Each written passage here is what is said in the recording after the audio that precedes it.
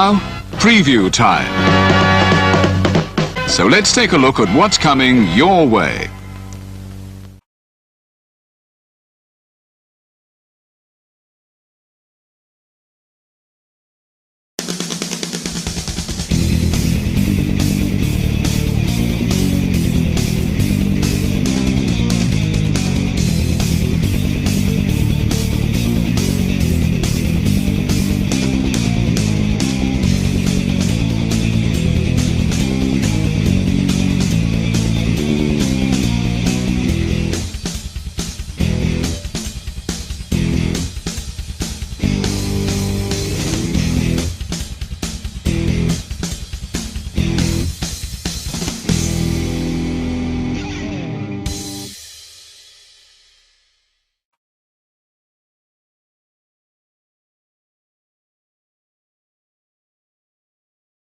Hello pals, Alyssa Marino here, and as a friend of Parker Kane Promotions, I am super excited to share the awesomeness that they've got in store for you this November at WrestleCade. You'll be seeing the world-traveling Capital Championship Wrestling Global Fighting Champ Rebecca J. Scott, a rising star who's been featured on Ladies Night Out, MCW, and more, the stunner Emily J., an internationally traveled talent who you've seen on NXT UK and Stardom, Angel of the Ring Zaya Brookside, and NWA World Women's Tag Team Champion Chicago's sweetheart Missa Kate will also be appearing live. It's all going down WrestleCade weekend in Winston-Salem, North Carolina. You can catch these stars brought to you by Parker Kane Promotions on Saturday, November 25th from 10 a.m. to 3 p.m. And be sure to stick around for Ladies Night Out the following day on Sunday, November 26th. You can get your WrestleCade weekend tickets at WrestleCade.com.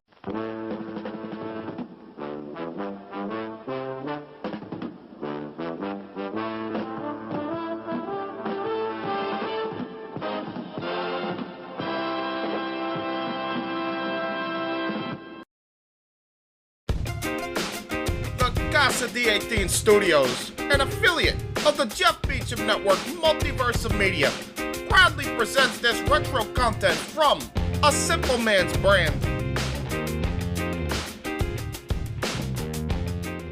You don't have a catchphrase. What? Wait.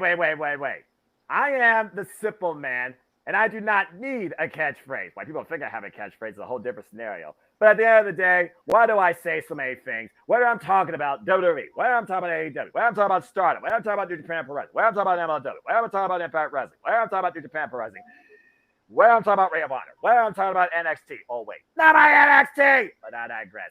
Why do I talk about all these miscellaneous things with certain people under certain platforms? Simply put, because they all relate to all things wrestling. But I digress. So once again, here we are, gentlemen, coming together to discuss the industry in every capacity, whatever shoots off our head, because I don't have a script. But hello, everybody who's watching this for the first time on YouTube or continue to do so. I appreciate all of you. Welcome once again to another ATW View Impromptu in its simplest form. You know what this is, for I am the Simple Man of the Simple brand, forever grateful for pro wrestling, and the voice of the JMN. And my name is Noah Foster. With me, of course, my all-elite brother since day zero. He is the KING King of ATW, Anthony, and always bringing the chaos, the news, the hot takes, and blurring the lines between the Wrestleverse and the Marvelverse and the cinematic universe and all things, too. Representing the reality screaming into the void of the fact that AI is going to ruin our lives. Well, welcome our new computer overlords, but we'll talk about that in 2055. Eric, good to see you once again. So before we get into stuff, as always, I'm not going to have the lexicon in front of me, but shout out to the entire ATW family. Of course, our queen, Amara Jade, who continues to prove that Jade is worth more than gold. Please follow on the social media plus she continues her ways for wrestling. And follow her home promotion, I believe, which is Wood Green Wrestling. Proud of you, pal. Keep fighting. She just got a win recently with a crucifix catch. That was brilliant. Shades of Orange Cassidy versus Penta. I saw that on her Instagram story when I was just saying, cheers to you, my friend, across the pond. Shout out, of course, to, I say, all right, the preacher man, Casey Flynn, who always wants to say Dakota Kai will be WWE Women's Champion, and I stand by that. And, of course, even though she ain't to 2024. Yeah, exactly. And she might not win the title till 2025 by the logic. Well, hopefully, Logic and WWE don't go in the same sense for a reason, Yeah, and you we just can realized that, right? move that faster. But again, some stuff is not meant to be sound. That's why there's stuff to always prove, and that's why we always have conflicting opinions too. Of course, also shout out to our correspondent, now becoming a great ring announcer in her own right and backstage interviewer, Cindy. Follow her at Coach Chanel. Proud of you, my friend. Continue your pursuits. Our enforcer, Lex, who's now in Japan, who's been involved in video game tournaments and also witness history. Damn it. At AEW All In. And again, nothing but love to him as well. And of course, everybody, whether it's Casey, whether it's Kat, whether it's JD, and whether it's those that, again, might be going their own way, we still love and support them and appreciate them, for they are human beings. James Keybird, and of course, Us Indigo.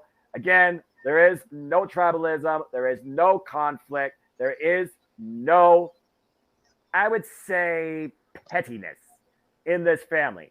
We all just appreciate our own takes in all things wrestling. Casey Gallagher, appreciate you as well. Again, I could go on and on with the proper podcast with Joseph Collin. The family is so big. I think it's still growing at this point. Appreciate all of you. But guys, let's just go ahead and get right into it. I mean, again, King, you and I are literally doing this 1 week removed from our last little impromptu. It went 2 hours, and we were just talking about not one pay-per-view. But oh, please. If I was here, I would have added an extra 2. Damn it! You know he would have, dude. You know he would have. I know. But again, we talked about All In, and here we are, post All Out, and we just saw the fallout. Saw some interesting story and developments. But before we get into AEW, as we do, let's go ahead and look at the other phase in wrestling, of course, too. As we know, Impact Wrestling are about to celebrate their 1,000th show this coming Saturday. The company you thought that wouldn't make it past 10, 100, 250, 75, 42, 216. Now they're about to hit 1,000. And the atmosphere, the environment, the work relationships that Scott D'Amore and Gail Kim and Anthem have recreated, redeveloped, and further strengthened through, of course, New Japan Pro Wrestling and other promotions, AAA, even AEW, has truly been a sight to behold. And I am looking very forward to calling Impact 1000. Stay tuned for that. More folks, of course, the Jeff Meacham Network, Multiverse of Media. Before that, though, of course, we got Victory Road, and we learned the Juggernaut Jordan Grace has re-signed with Impact and is looking to once again get back after the Impact World Championship, currently held now not by Deonna Purrazzo, long may she reign, but Trinity. In other news, the 5-star Grand Prix, of course, continues to unfold, and I feel like people right now are holding out for either Micah Donna DeMundo, Mariah's probably a sleeper, and of course, Julia is still holding the NWA Strong Women's Championship. Wait and see who cuts up to her. So now the IWGP Heavyweight Championship is still held hostage. As the Destruction Tour, I love it. That's a running gag at this point. As of course, the Destruction Tour is about to take place. Ding, there's one live. And of course, in WWE, Gunther has now become the longest reigning Intercontinental Champion in WWE history, forever ushering in that title will remain sacred. And Becky Lynch is challenging Tiffany Stratton for the NXT Championship. What the fuck? Yeah, I was actually going to bring that up. Remember what happened when John Cena murdered Austin Theory on TV? Yep. Well, I think we're going to witness that soon for Becky and Tiffany. Look, here's the thing. NXT is going to do their next PLE. No, you're tired. Botch, No Mercy. And that's going to be at the end of the month. You don't have a challenger for the NXT Women's Championship. You don't have that marquee selling point. You do one of two things. You finally get Becky the strap she never got compared to the other 4 self-proclaimed horsewomen of RNXT. Gentlemen, you know what I mean. According to the logistics of WWE, there's only 3. There's no 4th. And well, again, WWE and Logic don't belong in the same sentence. You know this. Or, like I was saying, DQ, draw it out to No Mercy. Boom. Because there's no way Becky Lynch would be doing this without procuring the NXT Women's Championship, as God's my witness. Well, to be fair, this all started because Tiffany botched the promo. Hey, Tiffany put her foot in her mouth, and now wait, she's gonna you did see the NXT ending last night, right? I heard about it. They faded the black. What? Yeah, right before Braun Breaker murdered somebody with steps because they wanted to copy Lucha Underground now. Look, unless you got Mike Striker, unless you got that same energy and not a fake crowd on the LED board, I see what you're doing, NXT. They are not Lucha Underground. That? Man, I've been off for a while. Blasphemy, Eric. Blasphemy. Oh, also speaking of Becky Lynch, I think I might know why she's going to NXT for some reason. They got no direction for her Monday Night Raw regarding what happened at Backlash. I will say this before you continue, though. Since I do look at all things wrestling in an unbiased sense, as I call everything, nice job, WWE, with Backlash. That was a really good show for what was worth, despite Cinnamon Toast Crunch being stupid. You called it Backlash. It's Payback. What? Oh, yeah. Guys, all right. First off, cut me some slack. How many shows have my voice been lended to outside my real job in this job for fun? And how many videos have I used my voice for? And how come you haven't gotten offers from wrestling promotions in your local area to do commentary? I don't need that, all right? No, but wouldn't it be fun? Yes, it would be fun. You'd be foolish to pass up an opportunity, but I'm happy and humbled to be the simple man of the Jeff Meacham Network, Multiverse, and me calling all things wrestling. But in calling all things wrestling, if Michael Cole can't distinguish a Falcon Arrow from a Michinoku driver, then at least I could screw up a name for a show that's as similar in context, because Backlash and Payback might as well be one and the same when it comes to the purpose in name. That being said, you're right. It was Payback. So botch. Hi, my name is Noah Foss. I'm a wrestling fan. I botch. Thank you and good night. Well, apparently Becky will not be going to India.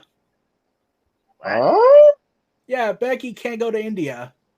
Why? Okay, basically it's like this. This is what the airport security basically did. Oh, okay, we're looking at your passport, Rebecca. There's a tiny tear on the side. You can't go. That was the actual reason. Becky came out and said, "There's a tiny tear in my passport. I have not been allowed to board my flight." Well, unfortunately, when it comes to, the state of critical forms of identification, you do have to keep them pristine, and you can't laminate a passport. Unlike a passport card, but that's only available for freaking ground travel. And last time I checked, you can't ground travel a bridge from America to India.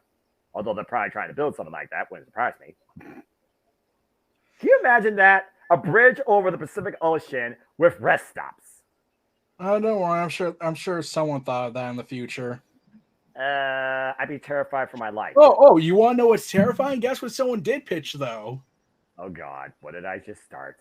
Okay, everyone. Here's my plan. Okay, I need a lot of money for this. Oh, jeez. Okay.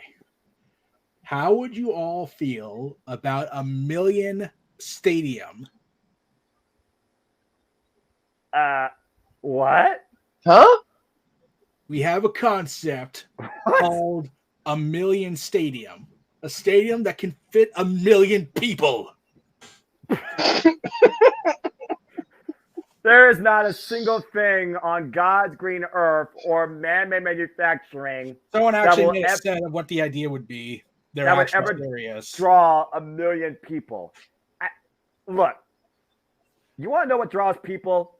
A giant LED board in the middle of Las Vegas that's a dome-seated indoor arena that was worth multiple billions of dollars. Now it's pretty much going to become a worldwide attraction. Yeah, I saw that. My grandma and my sister went to Las Vegas 2 weeks back. Oh, nice. So they probably saw the big dome. Did they go inside? Yeah, no doubt. And you know WWE's going to try and get there, right? Oh, you're kidding me. Of course they are. I can see it now.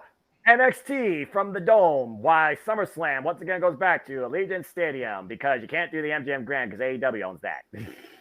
Actually, they might be leaving MGM Grand. Because here's the thing. Las Vegas for some reason decided to be morons and make the thing more expensive for ticket sales, and AEW couldn't. Yeah. That's why Double or Nothing kind of had an attendance problem.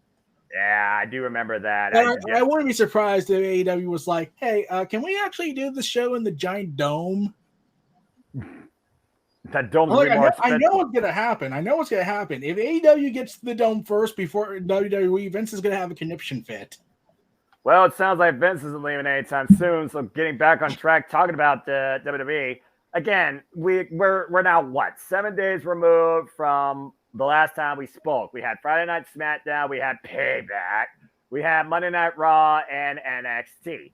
And at this point, what are the biggest developments we're seeing in WWE? Longest reigning Intercontinental Champion of all time, Jey Uso, is finally rolling solo on Monday Night Raw, away from the Bloodline. Acknowledge that.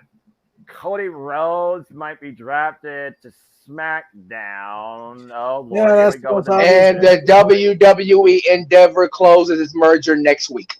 Yep. And apparently the employees backstage are gritting their teeth, waiting for the announcement. Well, considering Nick Wayne's going to be doing BCing all over the place, top to bottom, I can't say I don't blame him. But what do I know? I don't work for the company. I don't even have stock in the company. Again, I don't work for the industry. We just talk about it as fans. But that being said, again, guys, there's been a lot of turmoil in this industry. Let's go ahead and try and talk about some positive things. Like I said, Payback was actually a pretty decent show. I can't believe Judgment Day won the blueberry strawberry straps. Need to change those. That was a hell of a street fight. That's how you contribute. That's how you pay tribute to Terry Funk and a pair of the Pittsburgh Penguins. John Cena still has a bald spot, but John Cena and LA Knight, I can get behind that if that does become a thing. But John Cena, you are not a good referee. I'm just saying. All right. If he was biased, I figured that out. It's John Cena. You know, The Miz and him had the fallout, WrestleMania 27. Yeah, but isn't he supposed to be like the most super nice guy since Hulk Hogan? And I laugh at when I hear that. Nice in context on screen from a WWE character standpoint is where you draw the line. Individual personality, very well could be. Never met the man, though. Also, I found out why Cena's back. Is it something about For the 8 weeks? strike? Yeah. Yeah, he's That's back right. because the Hollywood strike happened. So he's like, well, I'm on vacation. So what's Dwayne's excuse then? Oh, well, you see, the reason why Dwayne is not doing anything about WWE is actually quite simple. Don't worry. And He's supporting the strike and gave them $50 million allegedly. You ain't all about the working class. Go figure. Again, judgment and your wallet. Not necessarily go in the same sentence. Also, I wonder about judgment when it comes to Seth Rollins' back. I hate it. I hate it. I hate it. Good match, but I hate it. Shinsuke falls short again. And correct me if I'm mistaken. Was that Shinsuke Nakamura's very first ever WWE pay-per-view, PLE, whatever the fuck you want to call it, main event? Yeah, it is. yes, And Raquel and Rhea, not as good as my NXT. I'm just saying. It Well, felt you see, underwhelming. that's Raquel Gonzalez. What you're discussing is Raquel Rodriguez. with a smile on There her was a face. bit of a botched spot during that match, and I don't think it was helped with Rhea Ripley spearing KO for the barricade prior to that. She was more effective in a previous match than she was in the women's championship match. I felt like that match felt more flat than the Cinnamon Toast Crunch United States. Oh, who am I kidding? That nothing falls flat compared to that. The taste you could see, the blandness I see. Are you kidding me? It's an insult to Cinnamon Toast Crunch everywhere, man. Yes, it is. Yeah, honestly, I feel like Lucky Charms at least should be chasing something more worthwhile. Anyway. Remember when Austin Theory was on the rise and then he just completely blew up? Just blew up. He just blew up on Impact, right? What? I mean, you could say basically he was the guy that you thought was the closest without going over, and then he went over. So he was a town down. Let's say that. I suppose. Also, I did get an update. Apparently, Kevin Owens was supposed to fight JD this week on Monday, but they just said, we got to switch it. Why? We don't have a reason. We're just bored. I mean, to be Or fair, because KO probably still injured. I'm about to say, yeah. He was backstage. They were planning to have him work there. I figured. They just never gave a reason. Again, KO. Typical WWE. Well, I don't know if it's typical. I mean, we still don't understand fully WWE. And I will also say this. For somebody that's over 45 years old, I'll say it. Thank you, Trish. That was a pretty damn good steel cage match with Becky Lynch. And it sounds like her and Zoe Stark are done. And I think Trish is done at this point because Trish took a nasty bump. So, are we going to ever get a follow-up on Lita and Trish's little betrayal thing? I don't think so, unless you have something, bro. I was about to say, no. Damn it. Also, Piper Niven, good news and bad news. Piper Niven is injured. Damn. So what's the state of the WWE Women's Tag Team Championships again? Well, the good news, this is where the good news comes in. The good news is that Piper Niven will only be out for 2 weeks, so they're keeping the towels on them. Apparently, she's just sick, though they consider it injured. Injured because okay, whatever. No, at this point, I'm fairly certain that we should just turn the belts into scrap metal because they're cursed. Dude. Yeah. In fact, I actually have a theory about why they're cursed. Danhausen still wants his blip, and he never got that blip from Ireland in London. Well, Danhausen's not the reason, because Danhausen's very nice, very evil. Anyway, go ahead, Eric. No, what I'm thinking is that Vince McMahon, in his secret underground lair, where he probably keeps all his blackmail material at, went ahead and concocted the belts in his wizardry alchemist pot, and in response to Sasha and Bayley demanding it for months and months and months, he's like, I shall curse the division. Whoever wields these titles shall be injured, ruined, and humiliated. Damn it. But you digress. Okay, for somebody that wants to see actually a cool fortress or Elven Castle or something of the sort built out of Harry Potter, please go check out Nerd Forge and what they recently did. Great stuff. That being said, right here on YouTube. King, anything you got to say regarding your thoughts, your takes, and anything lately since we last chat regarding WWE, whether it's Payback, Jey Uso, now on Monday Night Raw. Hey, maybe he might win a singles championship. What's your thoughts on WWE as of late? I know you're talking about the Endeavor thing also, so if you want to give your thoughts towards that ahead of time or your premonitions, whether it's fear or promise, what is yours, man? Premonition. Yes, it's freaking Brooklyn Matt.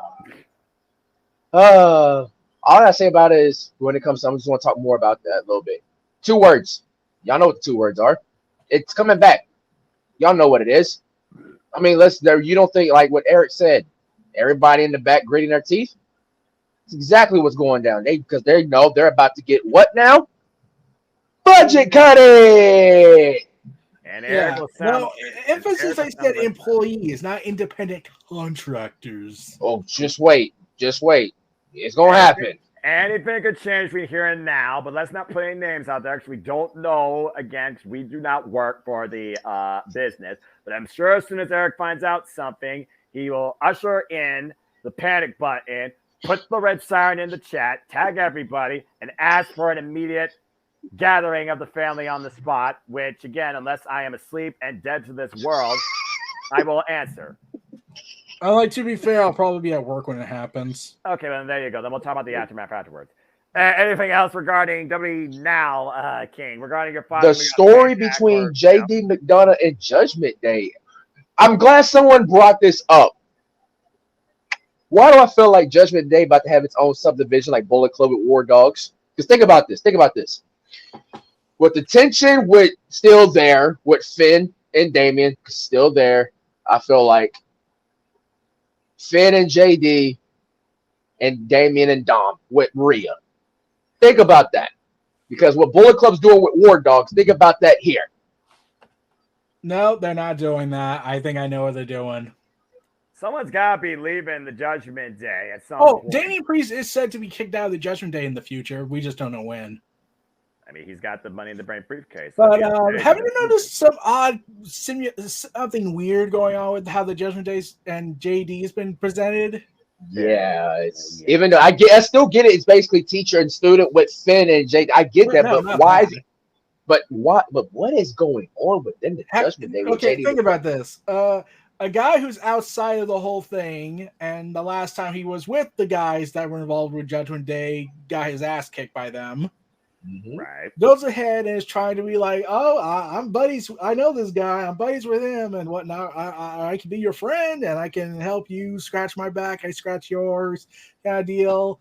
And I was like, holy crap, this is the inverted version of Sami Zayn, the Bloodline.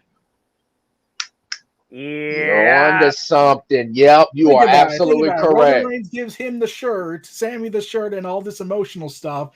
JD instead JD's giving Judgment Day a new briefcase and is giving them the title wins.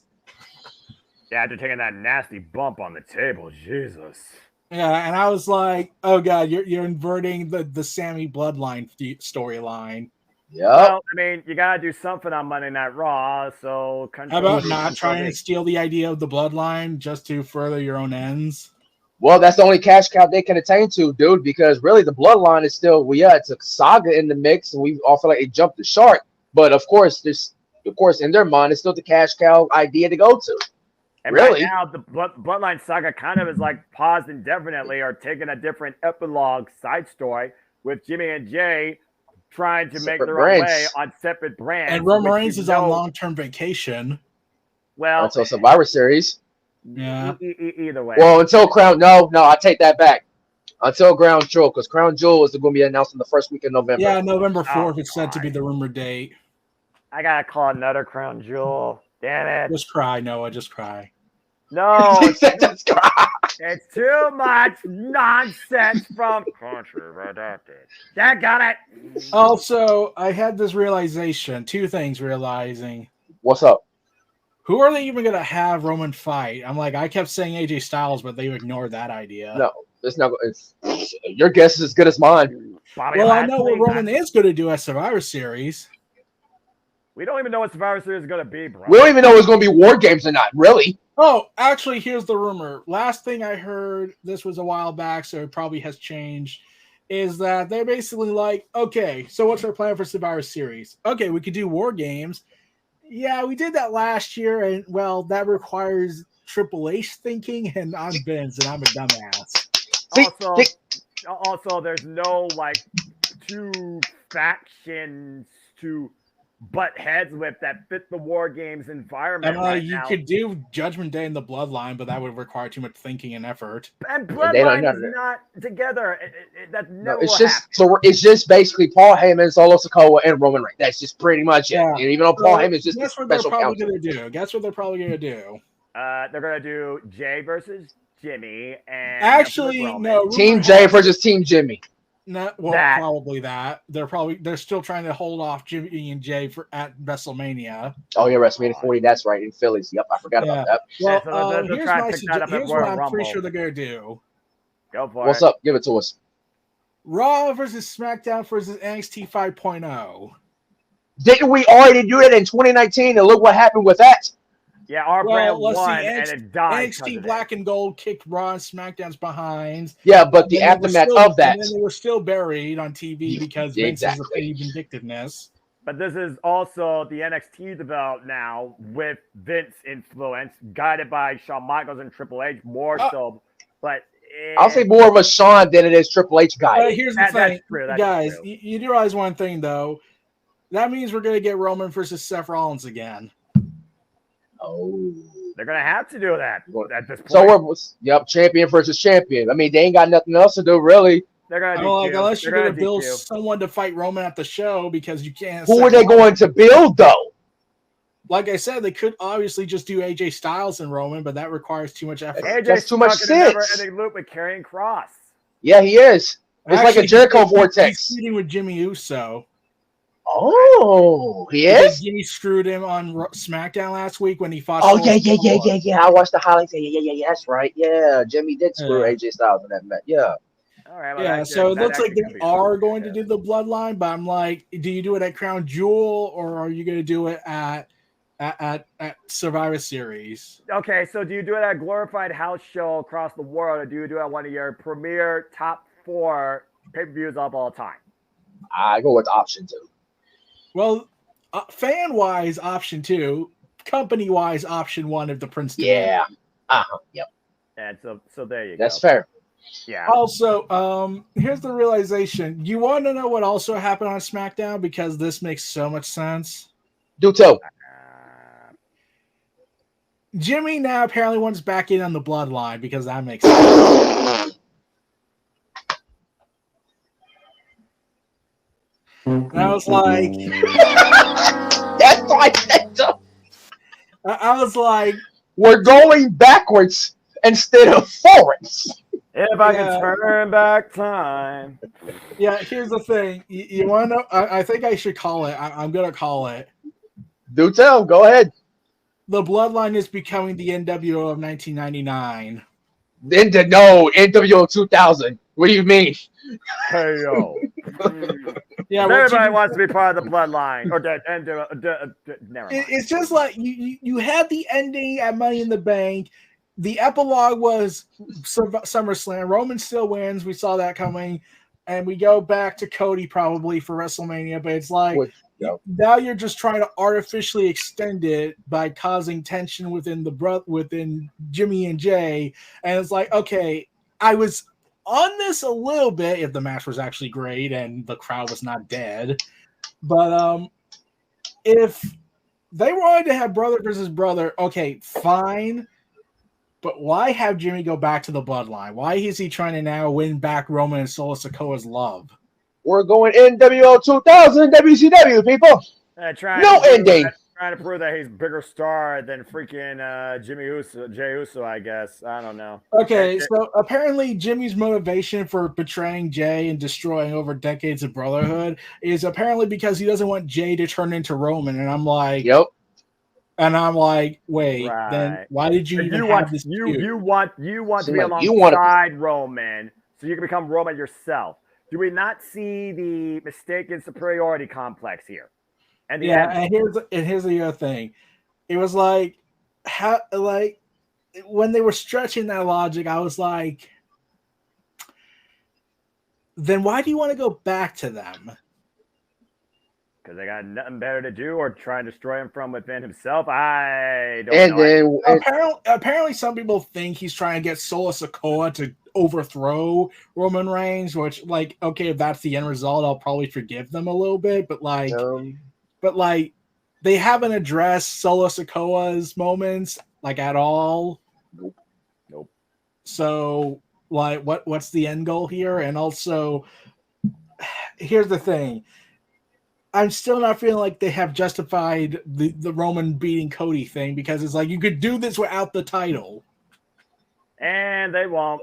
And we'll be lucky if we actually do get the proper finish at WrestleMania, because the story has become a meme. And then you have The Miz fighting an invisible John Cena on an episode of Monday Night Raw. Wait. What? Okay, so The Miz lost his mind because LA Knight humiliated him. Right. So he calls out John Cena, and the cameraman that John Cena decides to join in on the joke by having an invisible John Cena go in. Miz talks to the ghost and then beats up the ghost and then screams on the top of his lungs about John Cena and LA Knight. What are you talking about? John Cena, he's literally right here. Yeah. And guess what happened? You want to know how bad that was to people? You want to know how bad people? You want to know how mad someone got about that? I think Noah's lost, Eric. You might want to get him back on this earth right now. Okay, no, just brace yourself for this next part. Ryan Satin condemned it. Yeah, sure did. Yeah, he was going ahead and saying, you're killing the business when people bring up the independent scene when they did the invisible thing, which is still dumb. And then people say, I would rather see Miz fighting invisible John Cena than have Omega wrestle a doll back what happened back then. Yeah, and Ryan Satin was like, so let's see if I get this straight. When GCW does an invisible skit, you can say it's killing the business, but when Miz is doing it, that's perfectly all right. Yeah. It's amazing how much WWE is taking other things from other companies nowadays. You got a G1 sort of in NXT with this global invitational thing, which I don't even know how that's going so far. Which it should be Pete Dunne, not Butch. I'm still calling Pete Dunne. He's always Pete Dunne to me, just like Gunther's always Walter. But Gunther came out on Chris Van Vliet and even said, "I still am that. It's just the new Walter." So you know what? Because he still is that same dominant, unorthodox style that holds the match sacred and tries. And if nothing happens between now and this Thursday, he will not break the record of Honky Tonk Man's record. And Honky Tonk Man's reportedly pissed. Well, of course. that, live off your legacy, and move. Won't be the first legend that someone made mad because of the record being broken. Well, here's the thing. I wrote on Twitter saying, well, if Honky Tonk Man's so pissed, how about he gets in the ring and fight? Because he knows that Gunther will break him in half. I already said Gunther's Volta is going to put him through the Temple of Doom if Honky Tonk Man tries to get in there. Temple of Doom. And like I said, there's only 2 names right now that can take that title off. And though I will say, Chad Gable, that is the strongest presentation I've ever seen from him. Mad respect. Oh, speaking of that match, they uploaded the full match on YouTube. Was that any commercial cuts? They uploaded basically the director's cut. Yeah, that was good because I was about to be like, oh, okay, so you're telling me you're trying to make the Intercontinental Championship feel important, but you're still over glorifying it because you're a giant, stupid, dumb, brand-feeding ass machine that undermines the purpose and the showcase of professional wrestling. Yes. And plus, Chad Gable needs to be in title matches like that more. I'm just saying.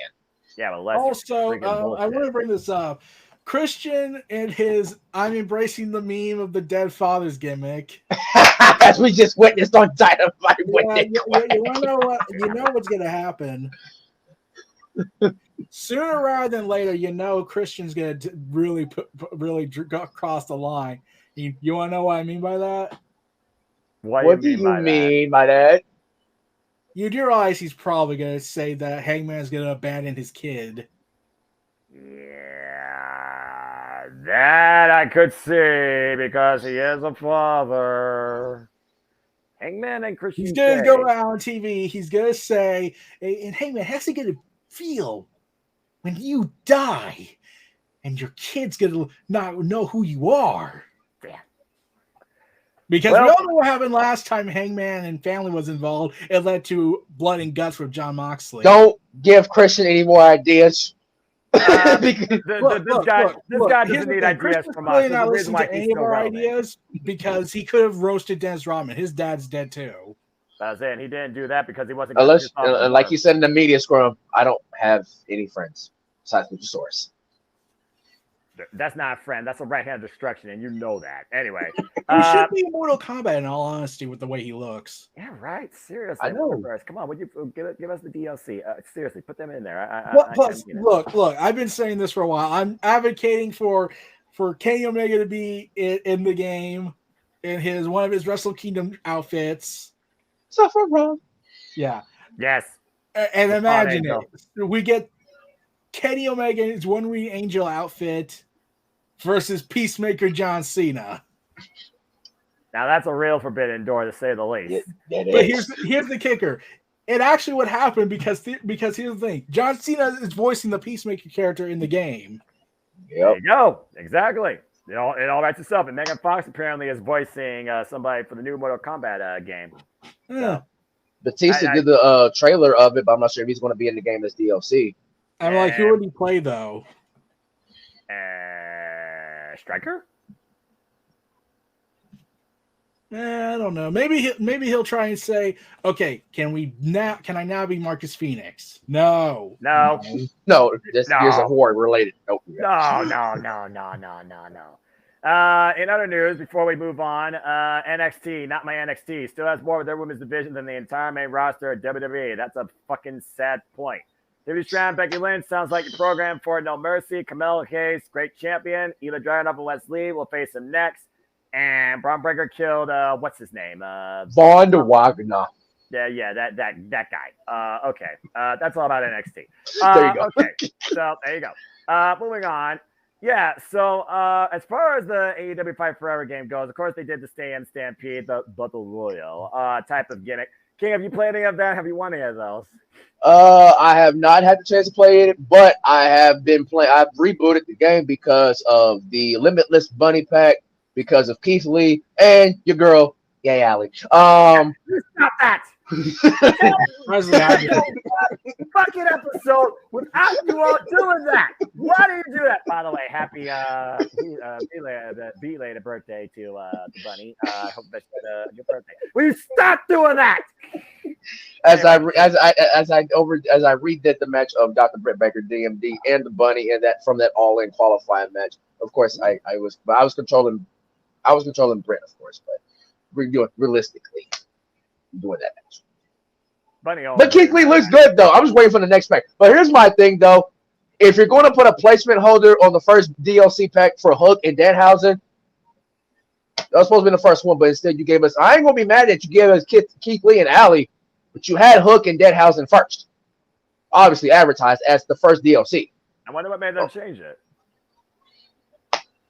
Maybe something. Maybe wait. Wasn't this when Danhausen was still injured, so they can't really? Oh, yeah. That might because Danhausen's still injured. They're coming. Oh man, poor Danhausen. But I've heard some good reviews about it though. It is pretty good. It's a pretty good online mode to play. I heard pretty good reviews about it. But there's also, of course, there's going to be. There's also bugs within the game because, of course, every game's going to have bugs. Every game has bugs. No game's perfect. That's why you constantly have friggin' patches come out. But it's a pretty good game thus far. Yeah, and like I said, if I wasn't so frugal, I probably would buy it. But fucking video games, $70 now for a freaking PS5, and you got me stuck in gear stupid. Well, Mikey Ruckus just posted something 32 minutes ago. Oh, Ruckus, what's up? What'd he do? Okay, Mikey Ruckus did this. Isn't that a rave? What? Isn't that a rave? No, he did something crazier. Oh, Lord. Oh, God. What? We all remember the iconic Ghostbusters theme. Yes. Yeah. Well, guess what he just decided to basically come out and basically make a song of, and it's 90 seconds. It's already on Twitter. He's planning to upload it on Spotify and whatnot soon. But guess what? But I'll give you the hint of what's inspired by. It's Morphin' Time! Oh, God! Go, Power Rangers! Yeah. The original Mighty Morphin Power Rangers theme. Yeah, he released a sneak peek of his Power Rangers inspired theme that he's working on.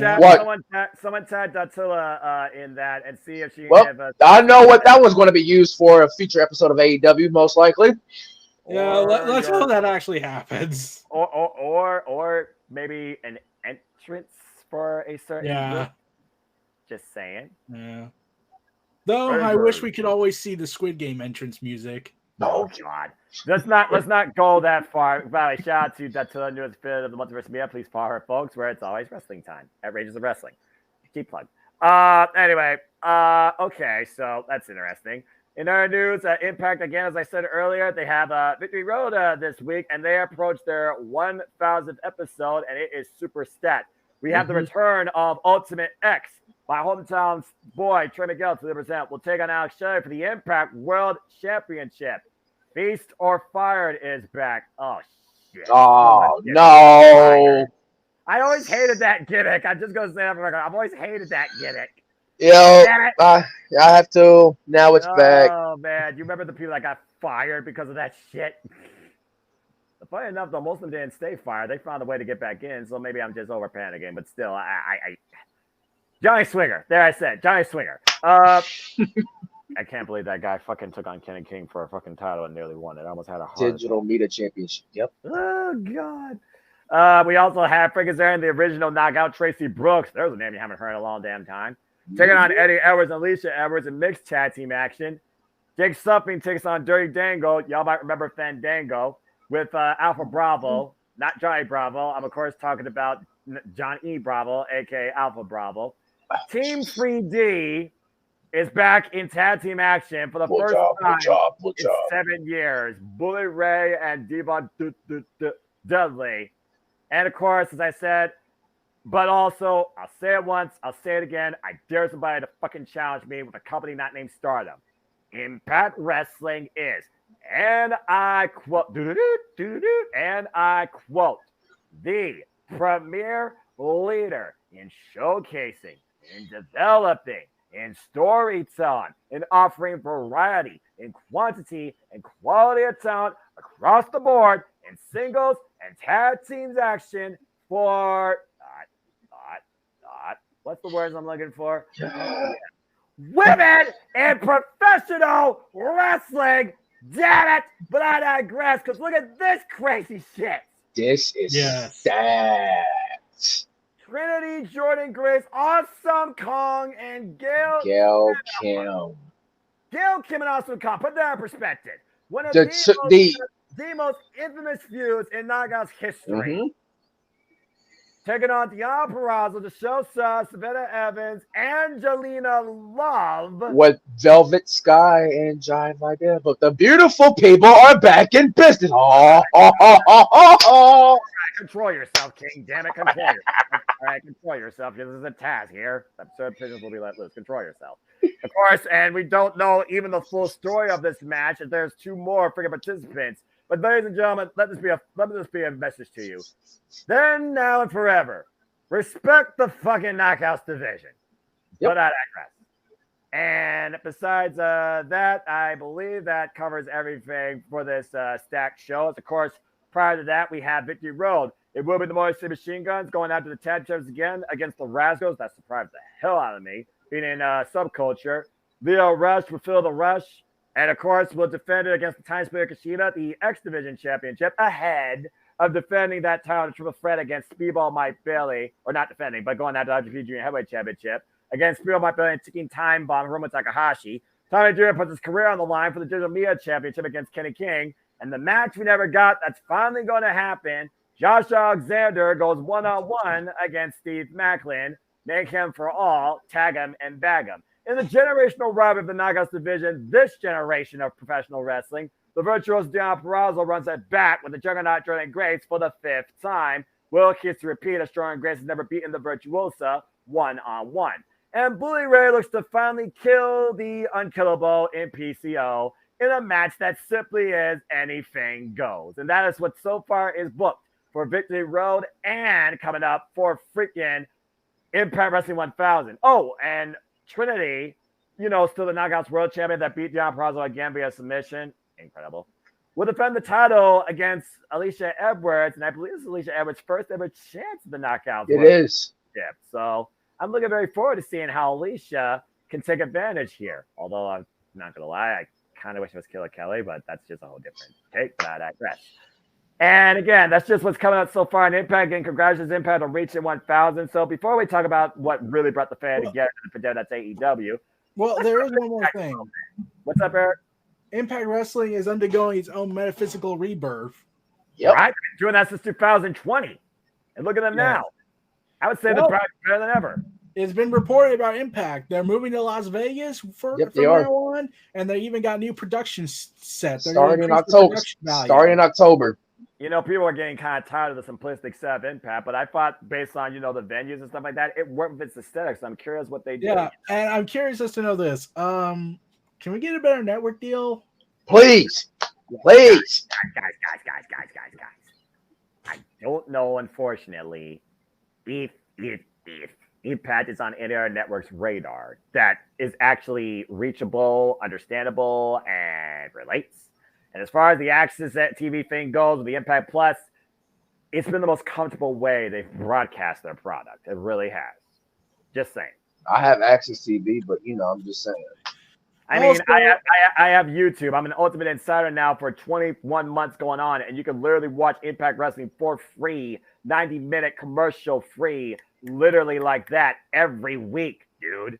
It's cheaper than any streaming service. Yeah. Oh, also, I don't know if you guys talked about it on the last ATW while I wasn't here, but Brodus Clay, Tyrus is gone. We talked. We did talk about that, and now speaking of change, NWA apparently new power, now pretty empowered, leads the front for the women's. I cannot believe Camille is still done with that title. I still can't believe it. Oh, good grief! She had it for what? 700 days. 800 plus. 800 plus. Gotcha. Fifth longest champion in that title's history, going back to Mildred Burke in the early 1930s. And now Kinsey Page and NWA Original. That literally, I've been watching the development because I try and keep up with that type of stuff because there is a lot of good talent on there. I'm glad to see she finally reached the summit. Now let's see how long she can stay there and how she carries it. Congratulations to Kinsey Page. And EC3, the NWA World Champion. Double. He's the overman, actually. That's his gimmick. He is the overman. Look, here's the thing. The only reason I was somewhat rooting for EC3, despite his because he's overman. I guess. Despite his CYN past, is that he finally came out and admitted, yeah, that was a bad idea looking back on it. It damaged my career. And there's some damage. It's soured on it. Yeah. There's some damage though that I don't think you could ever recover from. Just saying, but I mean, like, to be fair, like, it's just like I'm still trying to wonder who was paying for all that. As they always said, there are no corporate investors. There's metaverse and cryptocurrency. I don't know. I don't mess with that stuff, man. I don't know. That's I don't why mess with crypto. Like I said, the past is better off in the past, and thankfully it is. All right. Moving on. Now we can get rid of Billy Corgan whenever he says something stupid. Jesus, for real though.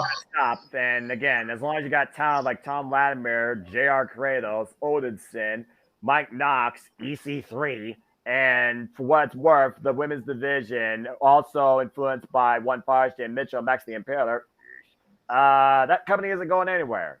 It's going to stay where it is. But apparently, it's got a new set and a new look. So we'll see what the future holds.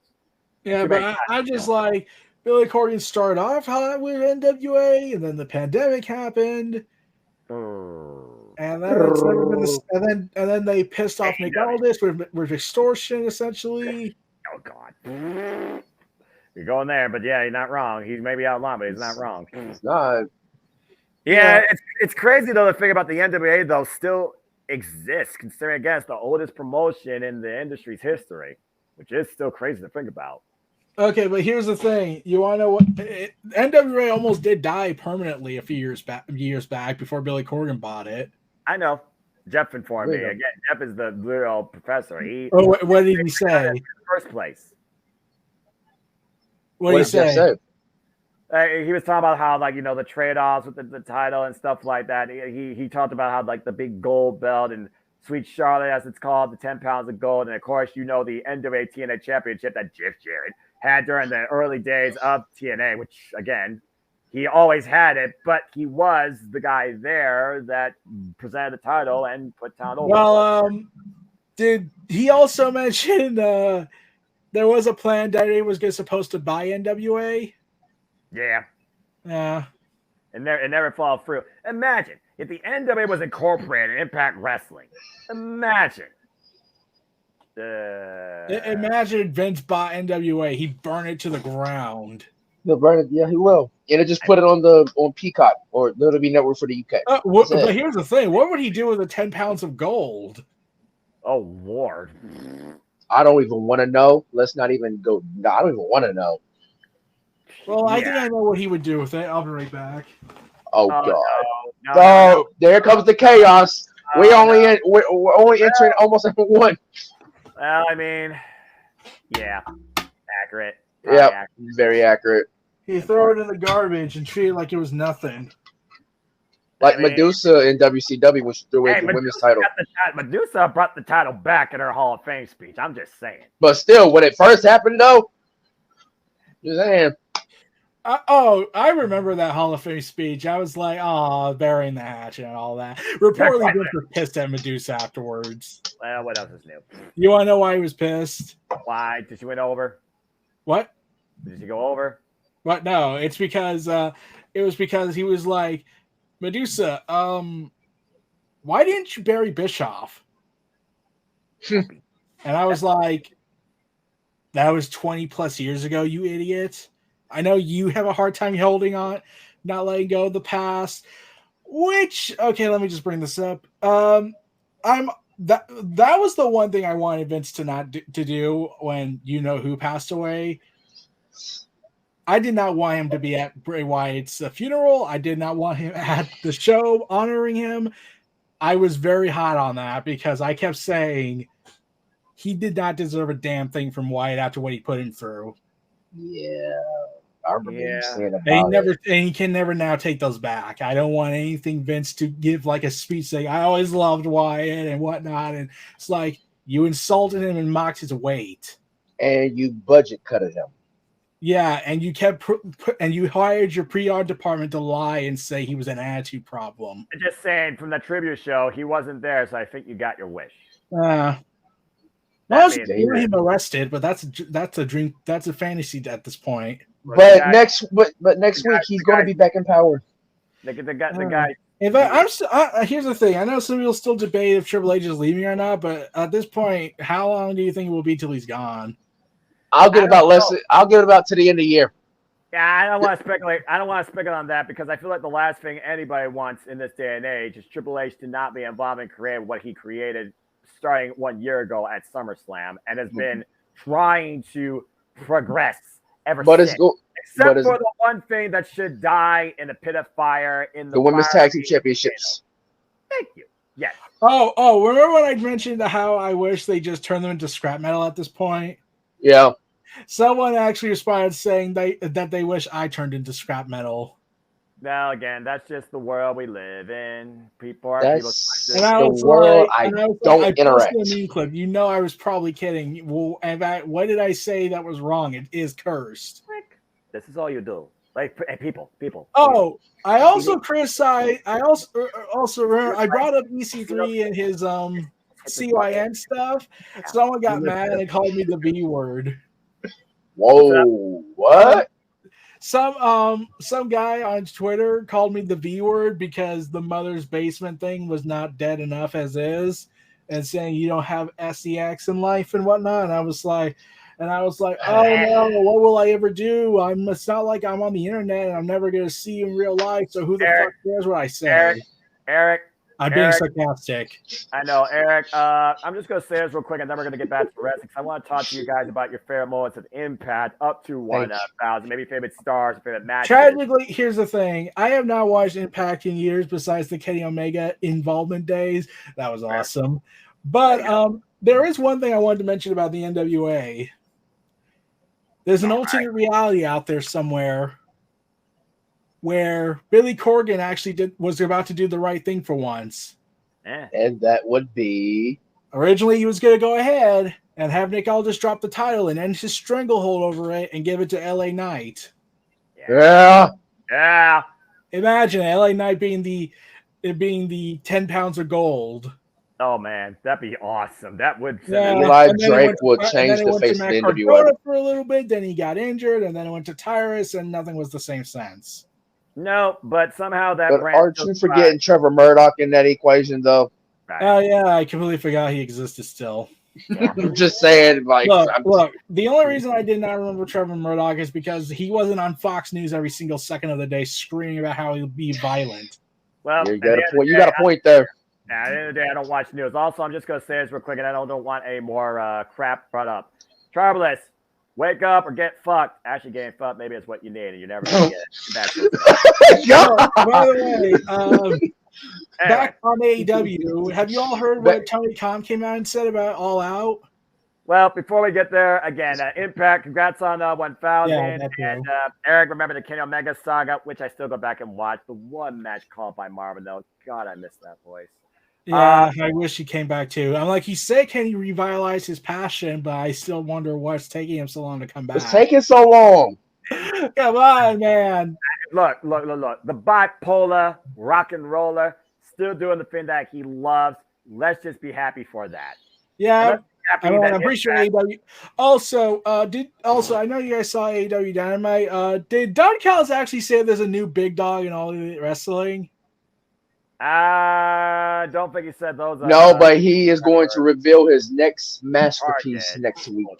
Courtesy of Mel. Follow her, follow Mel comment, of course, on Twitter. I still call it Twitter because I respect the alphabet, and I think billionaires are fucking idiots. Yeah, this is what he said. He said this is the new big dog here in All Elite Wrestling for Konosuke.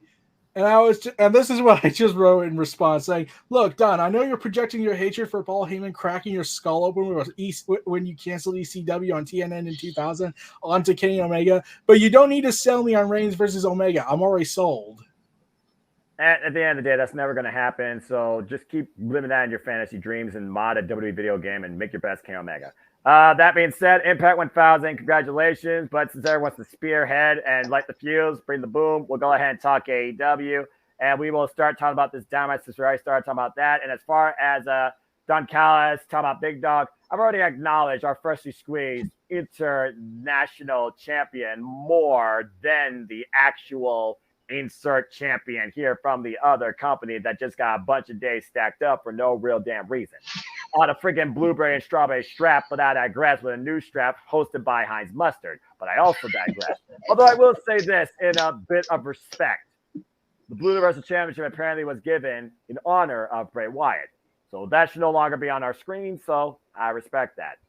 Towel still don't mean jack shit. I'm Anyway, pretty sure they'll work around and say they gave him the Fiend title. Well, I mean, it was his own custom creation. Again, what Bray Wyatt... He's the one Bray Wyatt brought in the blue belt. Yeah, I suppose that's true. That being said, what Bray Wyatt brought to the industry will never be forgotten across the board. Thank you, Winter Rotunda. Okay, let's talk AEW. So, since you want to talk about tonight, fuck it. Let's talk about tonight. Yeah, Don Callis. I gotta mention all out. Tony Khan came out with something on the media scrum. I guess we'll start with that then. So, go ahead. I guess he came out and said, yes, I tried to get AEW all out and all in bundled together, but the pay-per-view carriers were being jackasses, essentially. No wonder why it was $19.99 Sunday. Yep, I did. I figured Bleacher Report was being buttheads. No, it wasn't them. He said pay-per-view carriers, like the traditional pay-per-view carriers were being stubborn.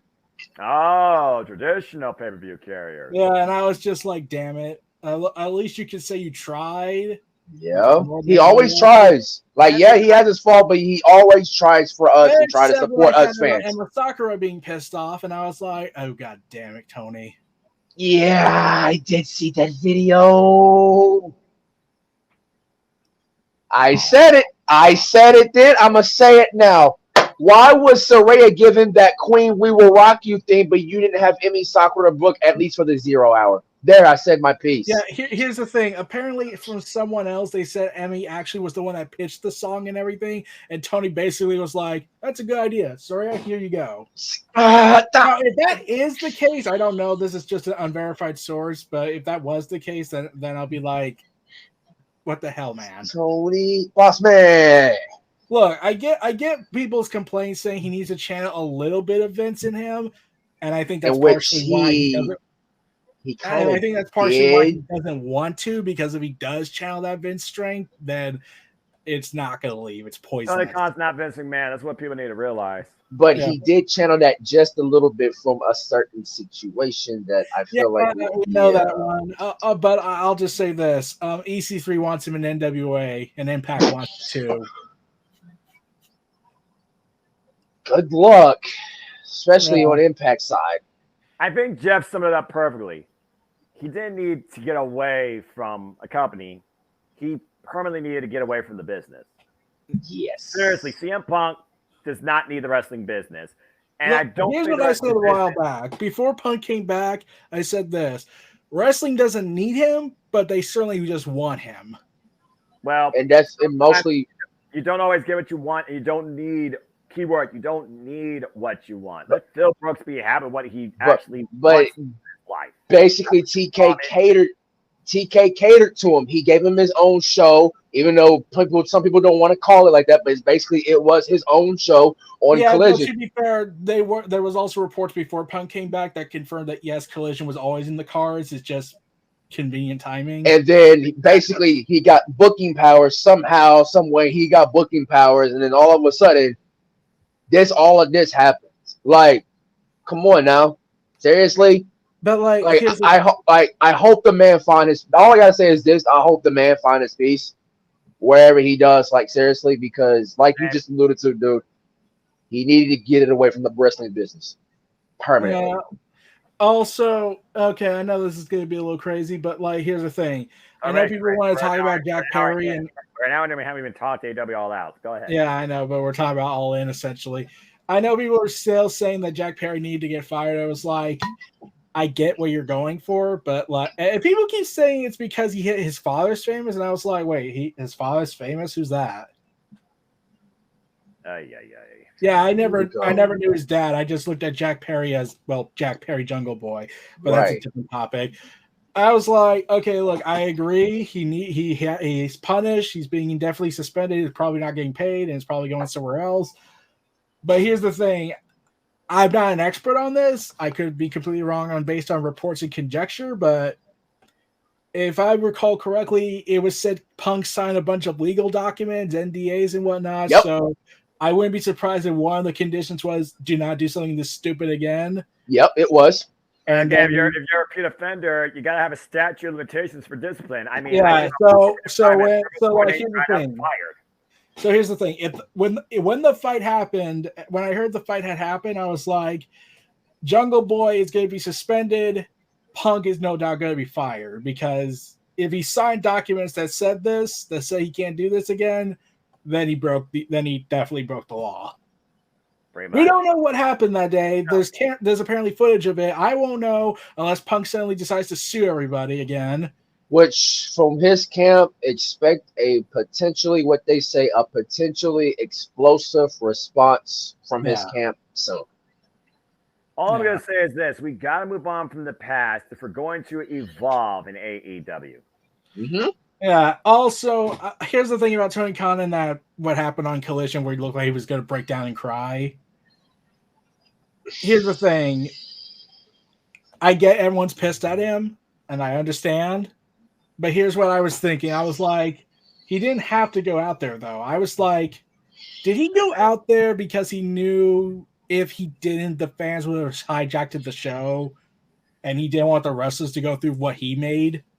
Possibly Damage Control. It wouldn't surprise me. I'm not saying Damage Control. It's more like he's trying. I think he was trying to martyr himself to the crowd, so the crowd doesn't lash out on the wrestlers who had virtually nothing to do with this. I gotta be honest here. I don't think Tony Khan really needs to do that anymore. I really don't. Yeah, I get it, but I'm just saying, like, because Tony does have a heart for talent, like, he paid for Aussie Open's medical bills.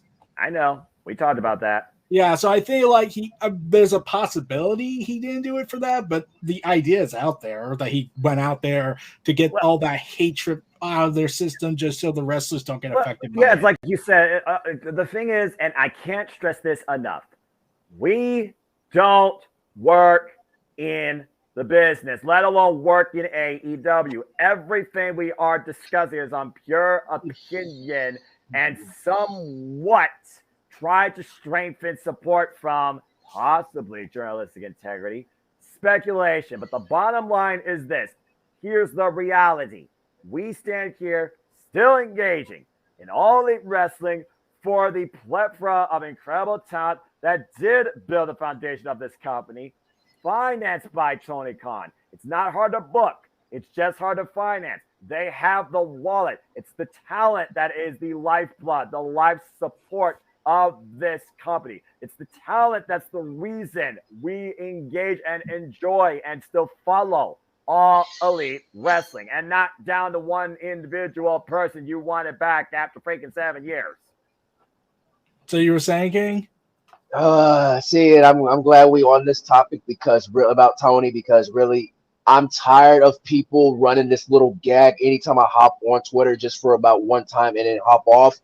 Post my graphics and do whatever for like Ring of Honor or so forth. I'm tired of this running gag of, did you fear for your life? Did you fear for your life? Like that running gag of what Tony said on Collision. Like, seriously, like you just alluded to, dude, Noah, we were not there of what happened backstage. We were not. All I know is that all I've heard is that Punk either lunged at Tony and screamed at him, or did more than lunge at scream at him. But, and if he's going on the record and he said it live before we even hit the airwaves to start off Collision, he means that. It's not scripted. It's not a work. What the man said, the man said. You were not there. If you was not there, shut up. Just let Tony do what Tony has to do as a boss. Curiosity breeds toxicity in a world of connected media where we are exposed to more business than we need to be. Yeah, and I just said, someone asked where everything went wrong, and I just said, when social media was created, the end. Yep. Damn. Thank you. No, of course, I always remember social media as the reason AEW even started, because one guy said, hey, do you think Ring of Honor can sell out an arena stadium show? No. I'll take that bet. Dakota took the bet, and here we are. And let's talk about All Out. Yeah, let's go ahead and bring some positivity in this. Because, I got good news about All Out. Bryan Danielson. Let's praise Bryan Danielson, everybody. Bryan Danielson. Yeah, he's insane. I know, and he probably 10 shouldn't weeks. come back so early. But he's like saying, "I'm going to be a trooper. I'm going to go down there in the fort." 10 weeks. Yeah, and here's what I found out: 2 things. One, Tony Khan has said that if anything happens to him, Dad, I need you to give the power to Brian. That's why he's an integral part of Collision from now on. Yeah, he's going to be the new main character, and I'll get to Brian in a second. Here's the thing. I joked on social media when I was like, oh, God, imagine how the career is going to go if Brian gets to run things. I think that too. Well, something else I found out, but beyond Brian's horny fetish TVMA content he'll bring, there was something else that came out about Brian. Why do you do this? What is it? Yeah, I know. Brian, according to reports, this was an update. Brian was the one trying to set up that meeting. What meeting? Punk and the Elite. So Brian was being peacemaker, is what you're trying to say. Basically, okay, I don't know what exactly Based happened. on what he is reading, I can't. Yeah, here's what I found this out from people talking about it. Bryan Danielson, because of his increased political influence in AEW, probably the best politician we'll ever have in wrestling. Yeah, fair. Still alive since Terry Funk's gone. Damn it. R.I.P. Bryan Danielson apparently tried to see if he could get that meeting set up, but the Elite said we don't want to do a meeting anytime soon right now. And CM. Okay, this is where the conflict comes in. The Elite were on the Elite side. They're saying we never had a meeting plan. It was discussed, but we didn't set a meeting plan. Then Punk side says, "Oh, we had a meeting plan. It was all set up." But the Elite said no at the end of it, at the last minute. I was like, holy crap. And here's the thing. Mark Henry seems to be pissed about this because he kept saying the problem solved, because we know he's being sarcastic, because there's no way the way he was saying it sounded definitely sarcastic. Here's the thing. Reportedly. You might have gotten rid of Punk, but who's the backstage leaker who's saying all this lying stuff? They said, like, people have been getting the journalists to say who it is, but they said we can't do that because it's journalistic integrity, and there's a possibility it's anonymous as well. They said Sean Ross Sapp came out and said it wasn't Matt Hardy. Dave Meltzer confessed last year it wasn't the Elite either. So who's been leaking all this stuff? Who's been lying to the press? That's my big question. Like, here's the thing. I initially thought it was Bobby Fish. The timeline actually added up to me because he started having beef with Punk during the first year Punk was back. Colt Cabana was on that same show, and everyone was all happy, sunshine, and rainbows except for Bobby Fish. And Bobby Fish was going ahead and saying, I go to war for Triple H. I'm waving the NXT flag when he was still signed. I was like, the timeline adds up that Bobby Fish could have done it. And then he was gone, and it still persisted. And I was like, well, there goes my theory. And again, I would like to reiterate to people who watch this video and misunderstand what I'm trying to say. I'll just say this. I'm disappointed by all parties involved. I wanted all of them to work together, go on TV. They just had to do one goddamn build-up match, do a match, move on with their lives. Punk could call it a career if he wanted to after that. At least we worked it all out. I like, at least from what we've heard, Chris Jericho said this. It seems like he and Punk worked it out. They last talked that all in before everything went to hell. I'm just like, I wanted the Elite to work I know they're pissed because they got their asses kicked at the Brawl, especially the Young Bucks. Kenny Omega's at least mellowed out by this whole experience. Like, okay, and do you remember watching Being the Elite and there was that whole drinking he was doing? Yeah, he came out. He actually talked about it on Twitter. He went on Twitter. He talked to NoDQ and said, that wasn't Pepsi. That was water with an electrolytes pack in it. Please stop it. Just please. He was that mad. I think he doesn't care about the thing anymore as much as like the Young Bucks probably do. But it's clear Kenny just wants to move on with everything. Yeah, I know. I'm not going to call it that. I'm still calling it Twitter. Go Elon Musk. Oh, speaking of which, he's trying to now get rid of polls for regular users. He's trying to go ahead and now make it a paid subscription thing. I'm just here to connect people, not cause chaos. Yeah. So yeah, I feel like Kenny just wants to move on. Like it did seem like it was likely Kenny was going to be the only one that worked this whole thing out with Punk, and the Young Bucks were going to just be the Young Bucks. Here's the thing: if Kenny was really thinking that way, even AEW officials were like, "Punk and Kenny's at least on the table." Okay, Kenny's mellowed out. He's at least mellowed out and willing to wish everyone peace. Like, I hope everyone on the other side's good. Like, I got my system vented out on that Chicago show where I bit Pac's arm. That was hilarious still. I'm just like, look, I'm probably never going to talk about All Out 2022 because I said I only talk about it. Punk and FTR had fought the Elite at a future show. Then I'll talk about the show. That's not going to happen now. Here's the thing. I don't know if Punk's going to retaliate with a lawsuit or anything. I don't know. I just hope everything just works out in the end in terms of Tony and Punk now. And here's the thing. I think Punk might have known he was getting fired. Because some people pointed out that at All In, Punk was audibly saying goodbye. And everyone initially assumed it was because of Terry Funk and Wyndham Rotunda. And he was out saying goodbye to them. But then when this came out, I was like, did Punk know he was going to get sacked for this? Because now there's that added layer that might come in.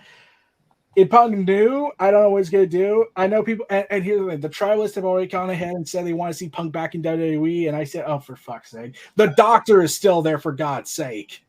And plus, you called William Regal a Triple H stooge whenever he came in the Revolution. Okay, when I heard, I'm just going to listen here because I already spoke my piece, and I'm just going to. I understand. This is just me. No, you're fine. You're letting it all out, and pun intended. And we're finally moving on from the past, and I don't blame you. Yeah. I just want to make a quick little disclaimer here. For those that want to hear more of a critical but unbiased, fully looking at both sides' take of everything that has led to CM Punk versus the world over the last year, please tune in to the last open mic night that was hosted and researched very promptly by the Renegade, JJ Williams at Casa D18 Studios, where we literally went all out on the last year, hoping to leave it all behind us going forward now, too. As Eric continues his diatribe to finish out the last year of thought that he has as well, so we can all move forward. Please continue. And I've also been hearing people saying that the Young Bucks should be and the Kenny Omega should be removed from the EVP roles. Okay, I don't know anything about that detail. Like, if they had to be removed, so be it. If Tony Khan makes that call. But here's the thing: someone pointed this out, saying how people were saying how the Elite being EVPs is a conflict of interest and they can screw people over. Theoretically, they could. They could do that, but here's what I did find out when I was reading stuff up. Kenny and the Young Bucks have not had creative control since early 2020, so before all this stuff happened, or at least 2021, early 2021, before Cody left. So if the Elite aren't having creative control over their matches, and everything they've done in AEW has said they never really abused it, like, Terry Bollea did. Because the Young Bucks have always come out and said, we didn't want to win the tag titles. We wanted to wait another year and let FTR beat us. We didn't want to win the IWGP titles at Forbidden Door. Let FTR have it. We put over Private Party, which was an awesome match. We put over Santana and Ortiz before Santana and Ortiz broke up. And I'll get to that part too as well if I want to. And Kenny Omega, let's just say, he's lost all these pay-per-views since he came back. He's lost 6. Yeah, he's lost every pay-per-view since he came back, except for Wrestle Kingdom, but that's a New Japan event. And Blood and Guts, which is TV. Yeah, so he's lost every major pay-per-view match for the past year since he came back, and he's mellowed out from this whole affair. So, yeah. Hangman... Okay, I gotta be honest. Out of everyone here, I thought for sure Hangman was gonna do more shots than ever because after what happened. But reportedly he's the guy that's like, I did it. I'm just gonna move on and just move past all this whole crap. And then he posted a pic on his Instagram of that was AEW. Yeah, when I heard that, I was like, God damn it, Hangman, can we just move on from that? Yep, he posted. So what I'm alluding to know what that bugs me about that. Like, I know he also did that prior story where he said, "Do not harass wrestling fans. I'll be disappointed and sad." And that was to a woman in the audience who was flipping him off. Her name was Kelsey. And now she doesn't want to. We don't use names here for the sake. No, she's on Twitter. But still, I probably want to leave her alone there too. Yeah, right. Man says she's probably not going to go back to wrestling events, which sucks. But the AEW roster came to her and said, "Look, we got your back. If anything goes on the next time you're here, we got your back."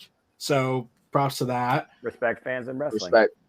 Yeah, and Hangman came to her and vouched for her, like, she's allowed to hate me if she doesn't like me. I mean, the girl that flipped off John Cena after costing Baron Corbin the WWE Championship against Jinder Mahal in 2017. I'm just saying. Yeah, well, here's the thing.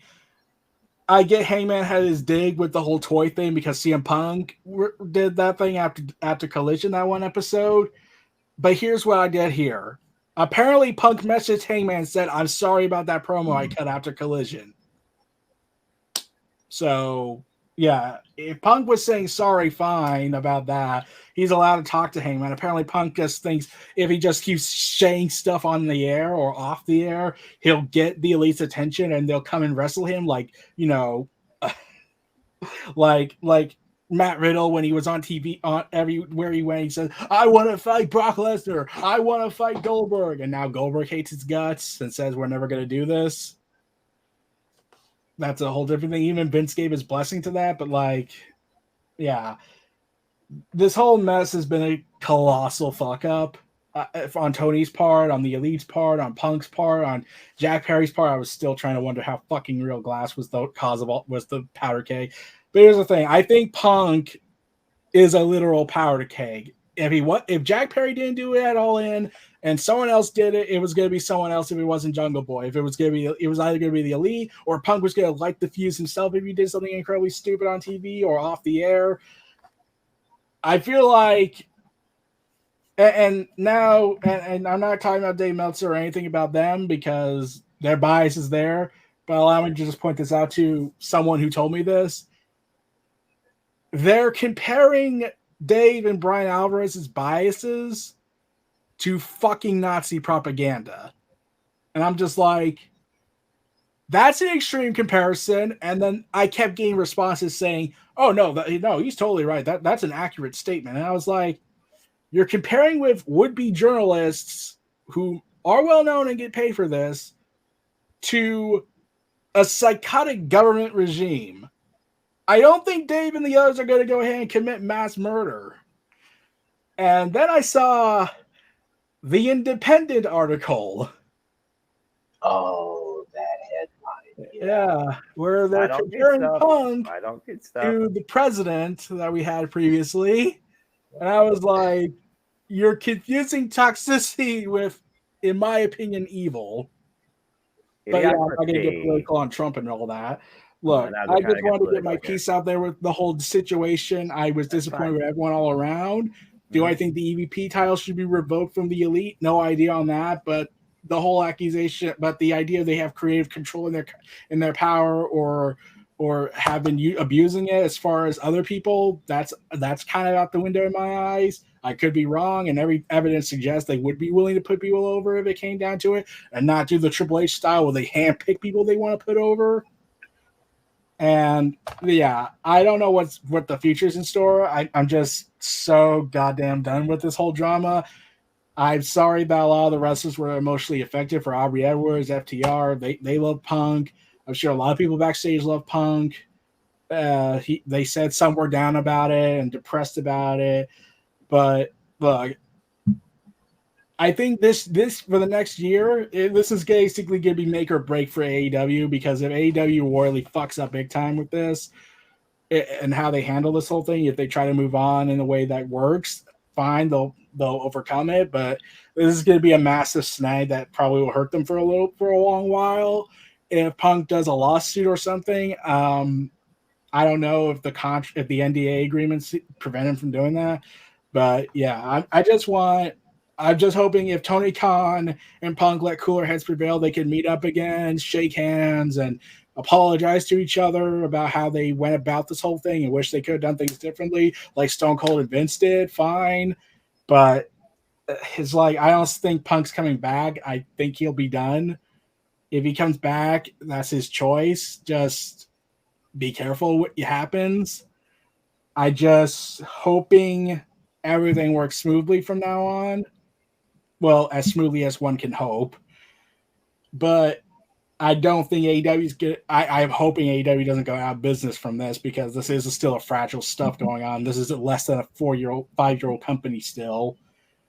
So, yeah, do I want AEW to understand the consequences of their actions? Fine, yeah. Every promotion needs to be held accountable. If I'm going to say this stuff about Vince, I'll say this stuff about Tony just to show that I'm being unbiased about this, and I want every promotion to do better and not end up like the other place that gone crazy with it's how they treat people.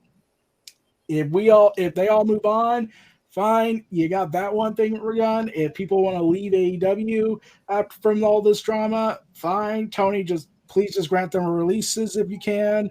If it's just a few people, fine. I get if you had a huge chunk leave, then I can at least understand why you'd be resistant. But I think it's just best at this point that AEW just tries to move forward with all this thing. And if Punk's friends still have an issue with it, I hope they can get a hold of Tony Khan and talk this out. And I hope the Young Bucks and the Elite and Kenny Omega just try to move on from this. Kenny Omega's at least looked like he's moved on. The Young Bucks, I think they still need to grow up on that with that victory run they did. God damn it, Bucks. I just want this whole story, this whole drama to end. So just to cap this all off, Thunder Rosa is getting close to return. So we'll have Thunder Rosa again. Let's just hope things work out. At least Britt Baker's willing to work with her. So yeah, that's my God knows how long I spoke for about this whole debacle. I never wanted to make a separate video on my NRU Wrestleverse channel because I would have gotten too depressing, and I just need people to provide any extra commentary and any citations I might have missed. This is just off the top of my head stuff, so understandable. Yeah. So yeah. Okay, brother. I mean, again, what we did on Open Mic Night this past Saturday, again, looking at what has transpired, thinking about what could be ahead, and trying to close the book on all this and move forward in the name of good business for the wrestling industry, not just one company. That's really what matters in the end. And at the end of the day, look, I know people that have worked personally with some of this talent under a different state, particularly Jeff and JJ. They're well aware about the Bucks and, of course, their runs for PWG. So sometimes you might have noticed a little nuances when it comes to the commentary, particularly, from my color analysts. Yeah, there might be a bit more critical about some of the talent, but it doesn't affect me as far as what I think about them from a in-ring quality standpoint, because, again, at the end of the day, I don't work for the place. What is transpired off-screen is Tony Khan's own need to know, not the entire internet wrestling community. But the way we are connected, exposed, why there are curious minds that fall prey to every detail that might tease them, change their judgment, entice them to think about, hey, if you were here, how would you change this and how do you feel about this? And drives a person to probably analytical insanity, almost to the point of breaking their mentality. That is, again, on every individual's choice, but that is the danger and the reason why the internet wrestling community is the most dangerous and the most crucial flaw today in this wrestling industry. At the end of the day, Eric, we care about you and love you, brother. Just like we care about James. You're perfectly safe here to vent all that. I'm glad you went all out. I hope truly, like you, like AEW, James for that matter, everybody that's been affected by what all has transpired, loomed the dark cloud for the last year, can finally move forward, and the way is clear. And I think AEW All Out proved that with what everybody else, top to bottom on that roster, staff, talent, producer, insert name here, worker-wise, provided Sunday night on what is usually their super card of the year. So that being said, I think it's officially safe to say that now you got it out. We also spoke our piece. King, you already know where I stand. I know where you stand. James, again, man, we love you. God bless you. Guys, let's move forward in a positive direction. Let's go ahead and talk about AEW All Out. And that being said, Phil Brooks, take care of yourself. Let's go ahead and move more in a positive direction now and look at the positive. I'm pretty sure Big E was laughing the whole time. Yeah, I wonder why you would say that. Let's go because ahead. Slap that meat. Slap that meat. Slap that meat further. Okay. Oh, no. Did you hear? They made shirts for it now. Oh, I told him. I heard. And the women will have a pink and white shirt that says meat on it. Sure. Mrs. Meat. Shop.com. You know, look, what are we talking about here? Prime rib, pork, Look, rib, I'm just going to say this. Guys, I'm just going to say this. Go ahead. Go ahead. I sincerely hope Big E signs with AEW at this point. Oh, God. Mostly so he can get his big trademark dream to come true. Also, and I keep saying this on this, I basically would say this. I would be looking. I'd probably lunge at Tony Khan saying this. You fool! What have you done? Do you realize what you brought to AEW? The meat division. No, not that. God. Look. Then we have to change the company's name to All Horny Wrestling with Brian and Big E together. AHW. Or in this case, AMW. Not America's Most Wanted. All Meat Wrestling. Oh, God. Why is this a thing? Hey, that Chicago crowd brought it, okay? That's what helped elevate the match, personally, in my opinion. You mean besides the entrance of Miro coming out like the freaking God of War Kratos from Asgard out that freaking virtual door of the Titantron? Oof, I ain't gonna lie. That was a cold Titantron. I ain't gonna hold you. The Redeemer coming out from the light and going. Now, was this the great battle he was talking about, or is this a tease of a great battle still to come? I still remember that promo he gave, all right? Where he denounced everything he loved. Including CJ Perry, which I learned from what Tony said in the media scrum, that was in a week. That happened the same week after All In. That was out in a week. And let's not forget, this is not the first time though we've seen CJ Perry in freaking AEW. She was seen, of course, in the odds at one point, hanging out with some of the talent. So I think CJ Perry coming out, to support her, I'm pretty sure still quote unquote husband in real life, should not be a surprise to anybody. But yeah, King, since you've been saying nothing but meat, try to say more than one word. Give your thoughts on this. Dare I say, meatiest one-on-one encounter to date in AEW history? Slim Jim needs to sponsor AEW now. Oh, God. Get Tyson involved. But anyways, Jesus. We don't need... No, hold on. Shut up for a moment. Dang it. We don't need branded bullshit in AEW, damn it. No, not like that. No, we ain't trying to say it like that. No. Here's the thing. I've been saying this for a little bit now. WWE has an opportunity here with this, with Big E and LA Knight. Just imagine it. They do commercials for Slim Jim, and then LA Knight comes out and says, "Snap into the Slim Jim." Yeah. Come on. Look, if you want to push LA Knight to mainstream, he's got to do something for that. Anyway. There's got to be other ways to become mainstream besides that. I'm just saying. Well, the good news is, however, is that LA Knight is said to be the #1 face of SmackDown internally. I mean, hey, Roman Reigns ain't there every week, so he needs somebody. But he's the #1 heel.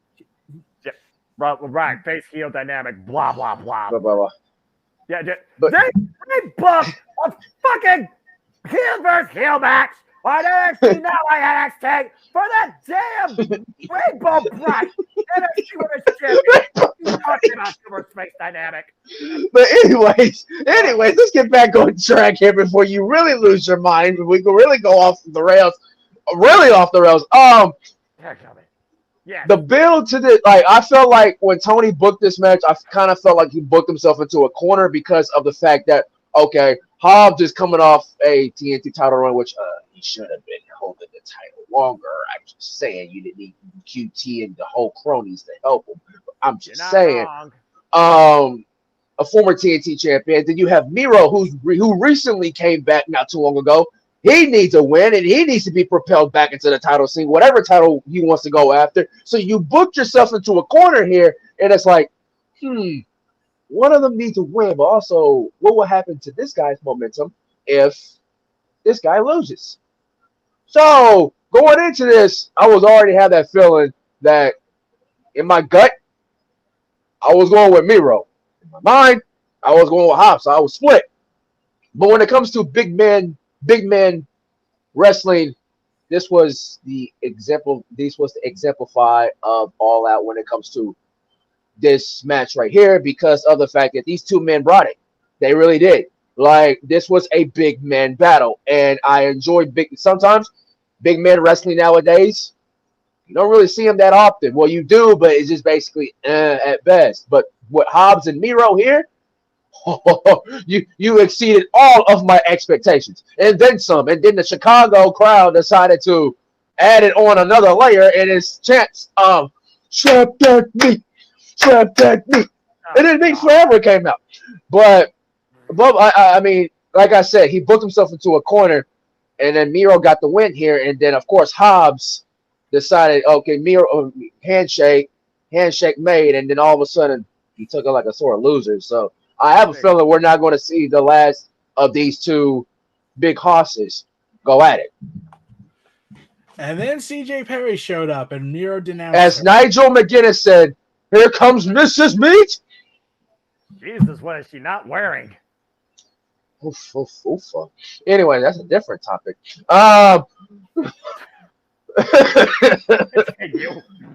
What? Someone, James ain't here. I'm the only one of the two that'll bring it to the fort.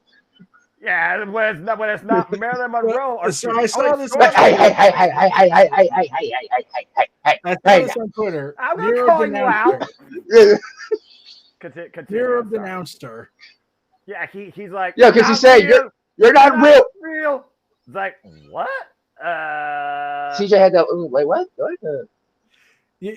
I'm hoping AEW doesn't do this, but remember what happened to the last guy she was with when it comes to Miro? Then hold on. I got to point something out here first. First off, there are no riders. Secondly, this is focused on competition and professional wrestling eccentrically, more dominantly. This is not simply put the same brand two-word terminology you've seen for 20 years that's underwhelming on the grander stage. That simply we put as sports entertainment. This was professional wrestling. Now, CJ Perry, part of the mix here.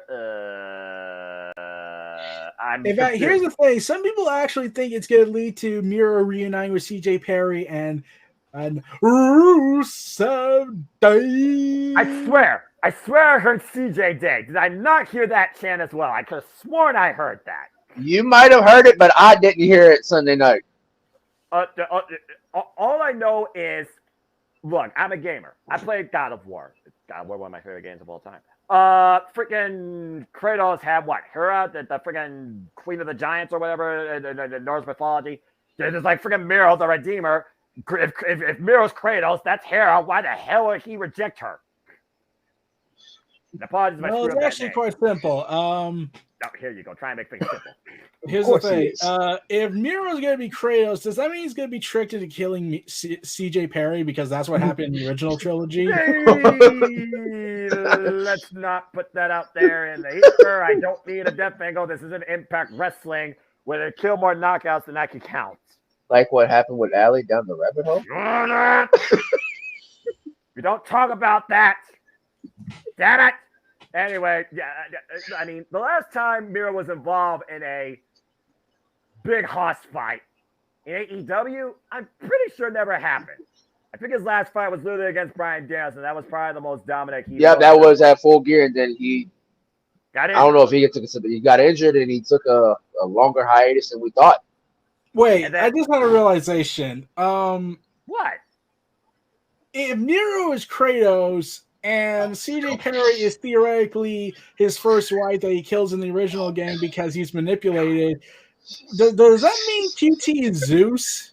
Oh, jeez. Why are you acting? Why? I mean, No, he makes QT Marshall God. QT Marshall. Are you saying that Powerhouse Hobbs is freaking Thor? No, I'm talking about the original God of War series, not the reboot. Yeah, the original, yeah. Right. But like, I'm pretty sure Hobbs would make B Ares the God of War, and that would make QT Marshall God. But the alliance is not really there with QT Marshall and Hobbs like that. Notice QT did not come out at all during this exactly. match. So Hobbs would have been one to ditch him. Where Hobbs literally tapped out. Yeah, but you could also interpret that as Greek gods infighting as always, besides other stuff. Well, I mean, to be fair, was there anything freaking in order on the friggin' Mount Olympus? Just saying. Zeus and going down into the mortal realm and making half children. Yeah, they didn't book that on Disney, now did they? No, anyway. Am I wrong? Anyway, yeah. If you studied Greek mythology, you'll be shocked how Zeus married Hera. I'll tell you after the broadcast because it's not for the faint of heart. And Disney will never show it, even if they made the Disney originals darker in live action, but I digress. Anyway, again, Disney's very dark in its movies for those that really they're making Moana live action with Dwayne The Rock Johnson. How did we go from AEW to Disney? I don't know. Well, remember the last time we talked about Disney and wrestling, they were considering buying that. They were considering about Let It Go with that whole thing. Let It Go. You broke Casey for that. I still remember the face he made. He's like, yeah. Broke him. Oh, we love you, Casey. But yeah, I love this match. This was a sleeper for me because, yeah, I thought they were in a no-win situation because neither man really could afford to lose. Miro on his comeback undefeated on freaking Collision. Powerhouse Hobbs tried to redeem himself, and now I wonder if the Book of Hobbs will ever truly be finished at this point. Now, he can't blame anybody for this loss but himself, but now CJ Perry might be watching from not too far. Will Miro continue to denounce her, or I don't know where these two go from here. I'm confused now. Yeah. Oh, also, update on NWA. They're doing a crossover with somebody to challenge for EC3's title. Who? Pat Buck of AEW producing role. All right. Well, that's a match. I mean, Pat Buck, again, former wrestler, he's a producer. So I mean, he's been wrestling since he left. He's just been doing it in other places. I figured that. I remember one time he did Dark, but of course Dark Elevation are no longer a thing, which, I mean, hey, I'm glad to have Mondays and Tuesdays for gaming and sleeping, but I digress. Anyway, let's go ahead and talk about another marquee match on this show. I mean, we kind of subtly touched on it, but we really didn't go into it. So I would argue to say that this was match of the night. This might have been one of the match of the year candidates with how bloody, brutal, battered, beaten both these men were with the assist of a fucking leather strap. I don't know about y'all, but this was one of the most violent strap matches I can recall in my fandom. And we all know Brian said the last time he was in a strap match, it was somebody he loved.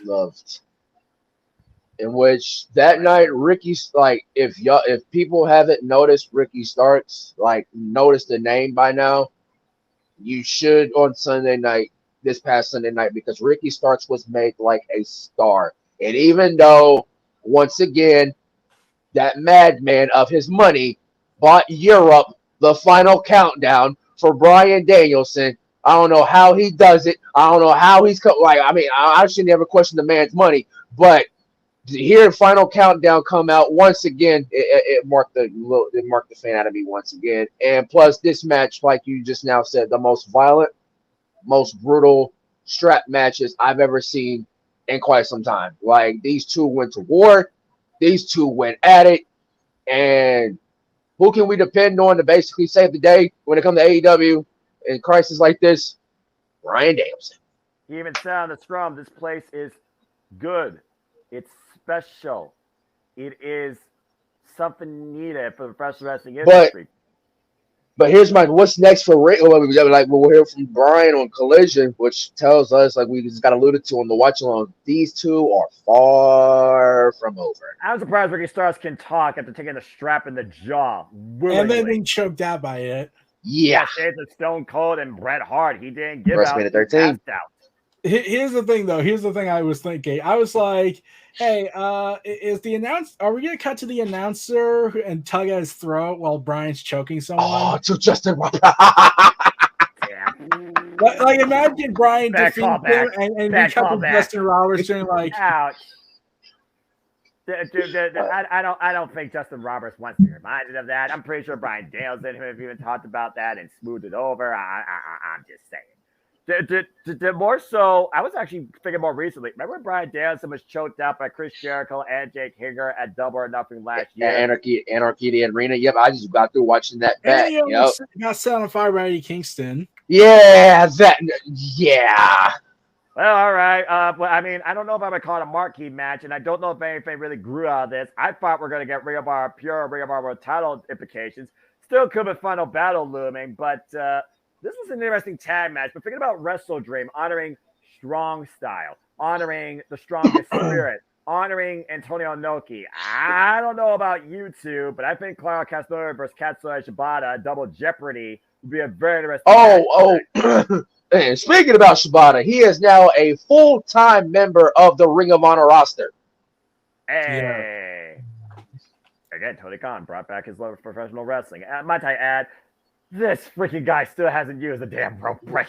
No, like I alluded to you. I've even said this. Once Katsuyori Shibata gets acclimated to the Pure Rules system, that man will have a chokehold of that Ring of Honor Pure Championship, and it's going to take someone perfect to defeat him.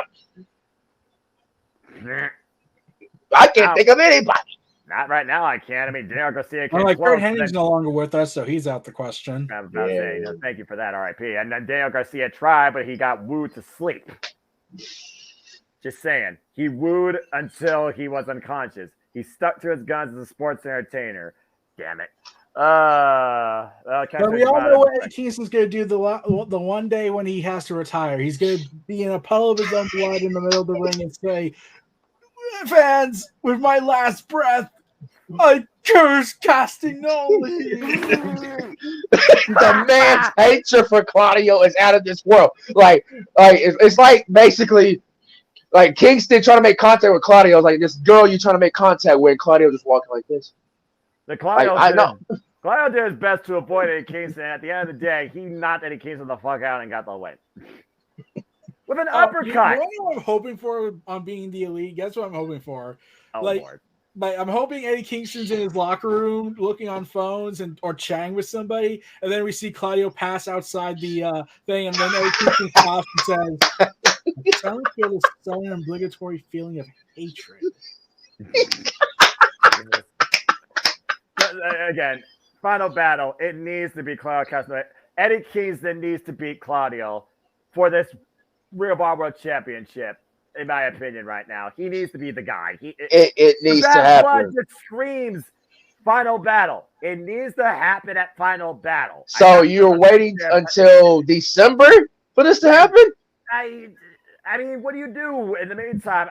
No one else in that Ring of Honor roster is going to beat this man for the title. Yeah. You got a fair point.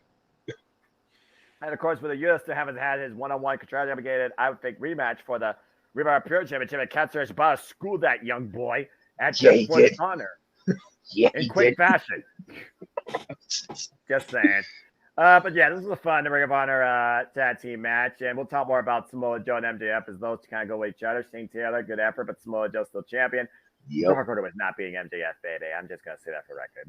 The Dark Order is going back to its roots, which I am proud of, because really, this is the Dark Order that I've missed ever since they came out of Death Before Dishonor, Fight Without Honor. It feels like the Dark Order has went back to its roots when Mr. Brody Lee took over. Seriously, because of the fact that you can see the aggressiveness, you can see that intensity in their eyes. I haven't seen that from Reynolds, Silver, and Uno in quite some time. They showed it here Sunday night. To take one of their own. And that's why the Righteous are coming to AEW, and I feel like they're going to merge. Oh, good lord. That's a dangerous force to consider. A violent one, too. Just saying. I'm curious to know, are they ever going to, address the fact that the Elite and the Dark Order kind of hate each other right now? On BT. You can watch that on BT as I thought they buried the hatchet when Dark Order was like, Heyman, you made your choice. Screw you. No, well, on BTE, when they signed the contract, if y'all seen the episode of where Matt signed the trademark Kong Bucks, and they did the WCW bit when John Silver came in and said the Dame just say so John Silver, but wrong John Silver, right? John Silver, I own the trademark to the Hung Bucks, which I mean I own you, and I own you. Bloody brilliant. Why is this guy not a singles champion? You know what? Put John Silver in the meat division at this point. You know what? He's got the muscles. Put him up against the Butcher. Anyway, MJF Adam Cole, they retained, but MJF's neck was the story here. And then we got a bit of a taste of 7 years not forgotten, and apparently no love lost, and apparently no maturity seen. As Samoa Joe did the shove, and MJF looked for payback, quite literally, and almost got his neck further damaged that night. But of course, we saw what happened tonight on Dynamite when Samoa Joe once again reminded him exactly who he is. Bitch. Yeah. All right. Well, in other news, before we talk more about this card, Jeff Jarrett's still not champion in AEW. Yay. And there's the Rob Man used the guitar against freaking Satnam Singh.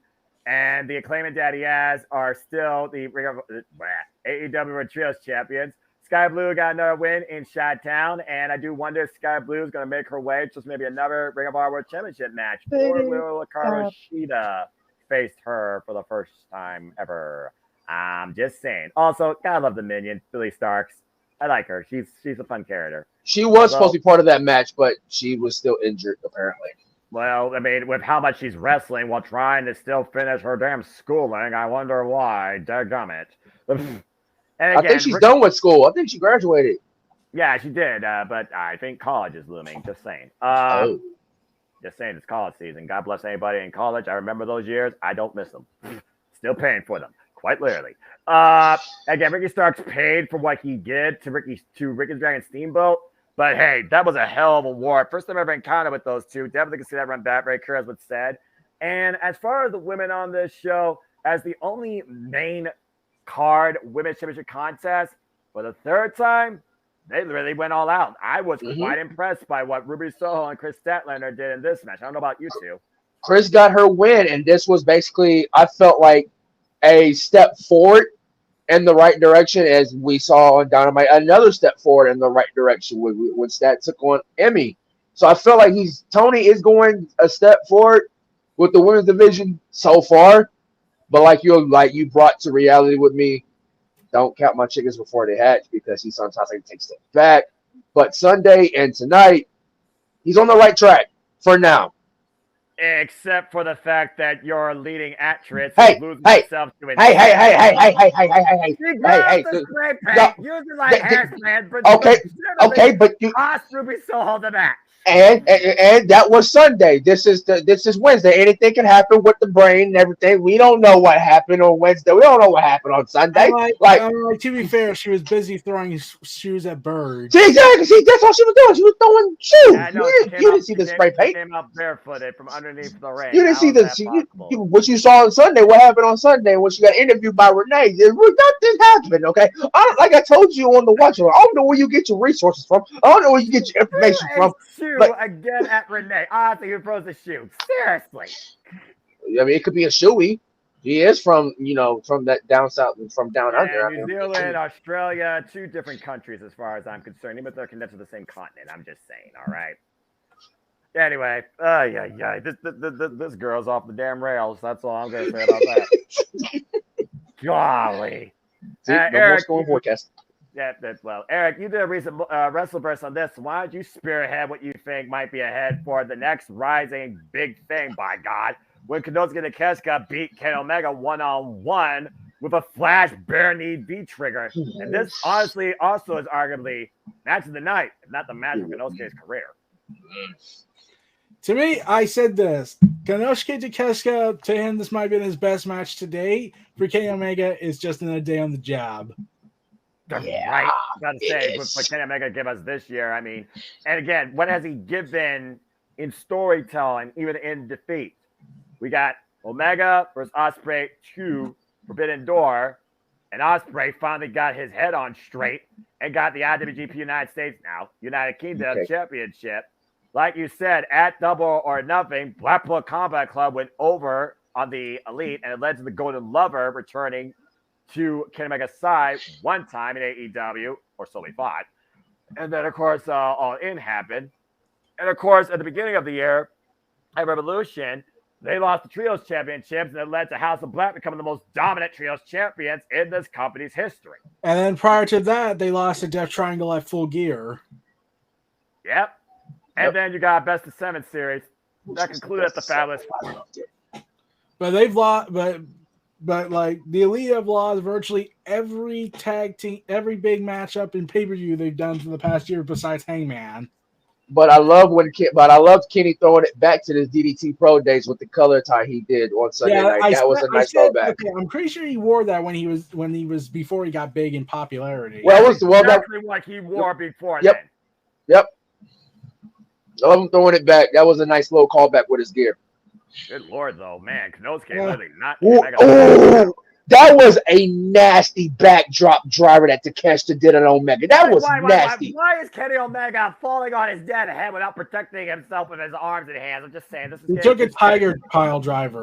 He took a tiger driver 91 at Forbidden Door too. Noah, come on. I thought he was dead. I thought he was dead. I'm not gonna lie. I thought he was dead. Look, here's the thing. I'm pretty sure his doctor is just as frustrated as you are at this point. Yes, you think? No, probably I know. Like, imagine if you were Kenny's doctor. How many times I got to rearrange your neck? like imagine how that conversation went. He's talking to Kenny after Wrestle Kingdom. Is like, God damn it, Kenny, you just got back last year. You have to slow down. Okay, no, patch me up. I'll be back. I'll slow down. Just patch me up. I gotta do a ladder match next week. And then you would think Kenny would take a short little break after Forbidden Door, and then he just crashes into the ceiling and says, "I'm back, baby." That's why I said no. And we still don't know what this man's future holds in store, because that sit down with JR got disrupted by, of course, Bullet Club Gold. The Bang Bang guy. Go ahead, King, and talk about that, because literally they called the right one word last minute. One word here, the theme of this and what I'm going to talk about, chemistry. Yes, FTR and Young Bucks gelled, but then they had miscommunication a little bit here and there. But in the end, it was all about chemistry and then being a united front. FTR and Bucks, still got the history, and the Bucks want their get back of FTR becoming the AEW World Tag Team Champions. When it comes to Bullet Club Gold side, they're always a united front. They gel like a well-oiled machine, and it showed here. Yes, FTR, the Bucks put up a good showing, putting up, randomized, their tag team finishers and whatnot, their tag team moves and whatnot. And but in the end, Bullet Club Gold with that leader of Jay White is always one step ahead. That's why he is the catalyst of professional wrestling, and this is why he is King Switch and a Switchblade for a reason. He always has a plan together, and it comes up in mostly a W, just like what happened here on Sunday. Well, Bang Bang Gang rules collision. Here's the thing. Jay White has not been pinned or submitted yet in AEW yet. No, he has not. He has not. And that's really, and I'm glad we're bringing up Bullet Club Gold, because I was on New Japan Pro Wrestling's YouTube channel just the other day, and they brought up the Bullet Club, every single subdivision of Bullet Club, and I'm surprised no one has even talked about this. We got Bullet Club War Dogs going on, then we have Bad Luck Fale's faction going on, and then we have whatever's left of. I'm not going to bring it up. Y'all know what I'm about to bring up. I'm not going to bring it up. Orange County. No. H-O-T. Oh, yeah. Though That's why I said I'm not gonna bring that. But also we got Bullet Club Gold, and it makes you think with all of these Bullet Club factions going on within the big realm of Bullet Club. What is this alluding to? Bullet Club World War? I don't freaking know. They're taking over the world. That's exactly like. Did everyone just forget there's another Bullet Club group, sort of? What? Bullet Club Impact with Chris Bay, last I heard. But they're more with David Finley, but yeah. It surprises me by their flashy, fan-appealed style. But also, you got the past members of Bullet Club being part of this little, of what I've seen in the video package too, of EOP and the God of Tama Tonga and Tongaloa in the mix too. And it makes me wonder, this is really going to escalate into one big Bullet Club warfare, and I'm surprised no one has even talked about it. But that's what we don't know. I think because the commentators or anyone has not really said, oh, by the way, here's the thing going on in New Japan. David Finley says he's the leader. Jay White has not, even Jay White has not mentioned it at all. No, he hasn't. It's almost like what happened at Battle in the Valley. Doesn't exist. Well, to be fair, Jay White can't go back to New Japan unless anything changes his mind. Yep. It's true. That's not going to happen. That's not going to happen. Though this just raises a question about Jay White. He is now 2-0 against Kenny Omega. Right.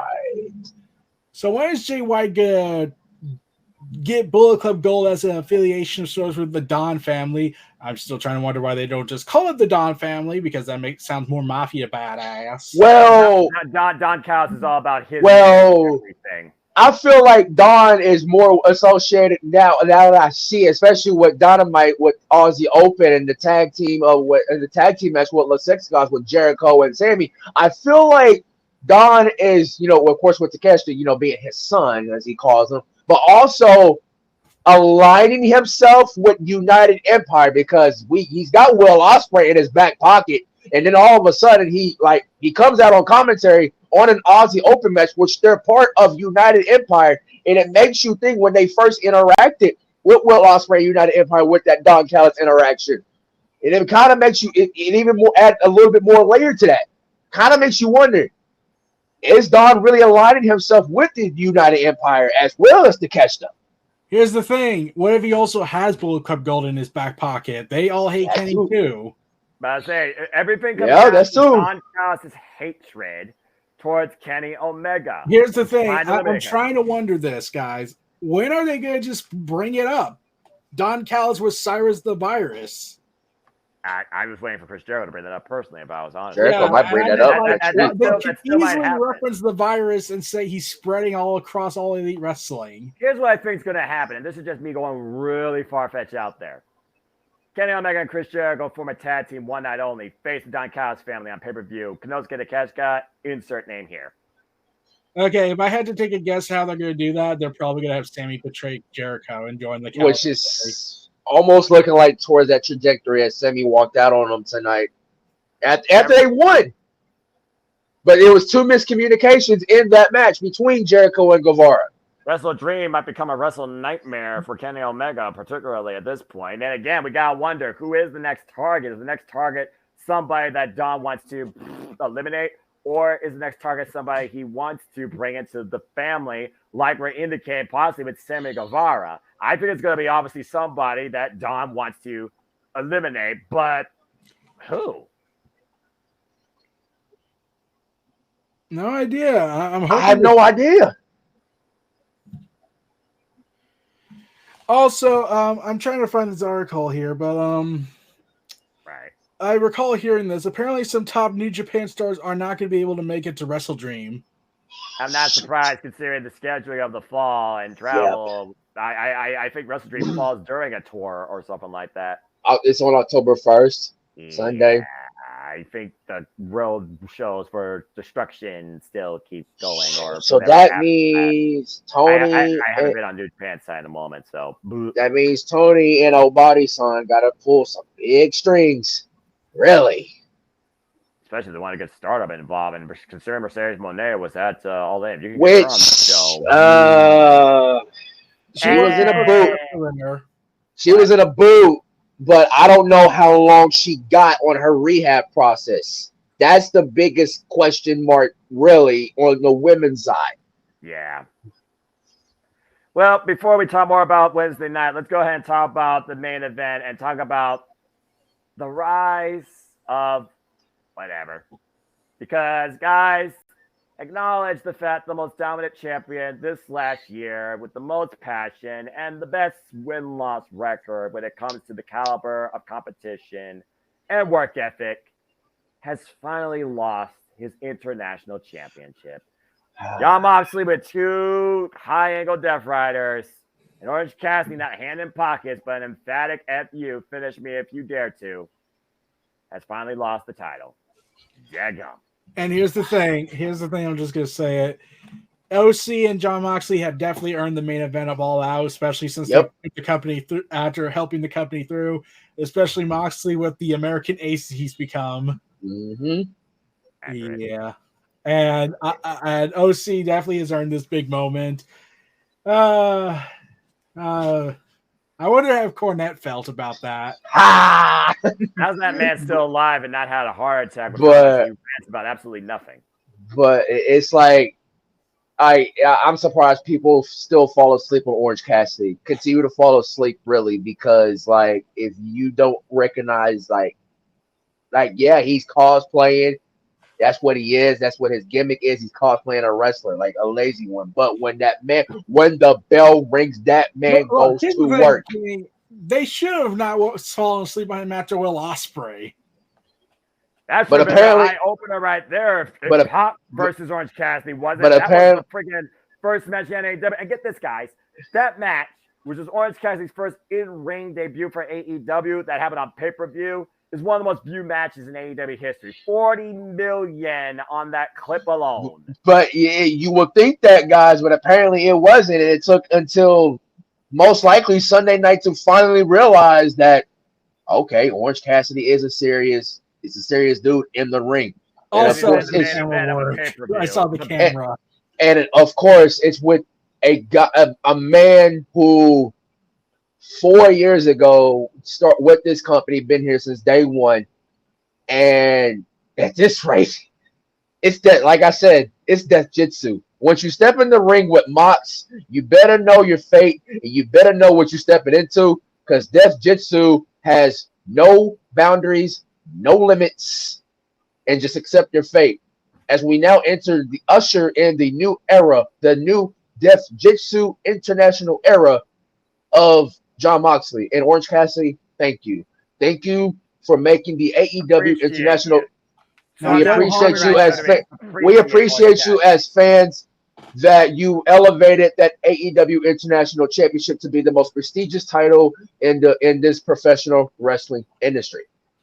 Thank you. Now Jon Moxley's gonna take it, and he's probably in a hotel somewhere with Seth and Roman being like, "We're all champions again."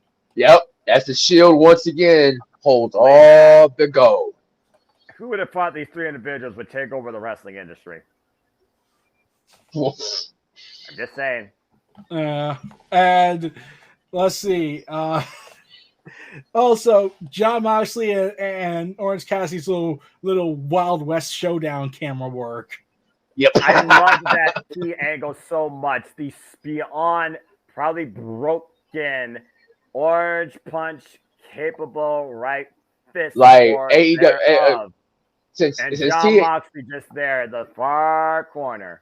Since THQ is still updated, since they're still building on the AEW Fight Forever again, make that a loading screen.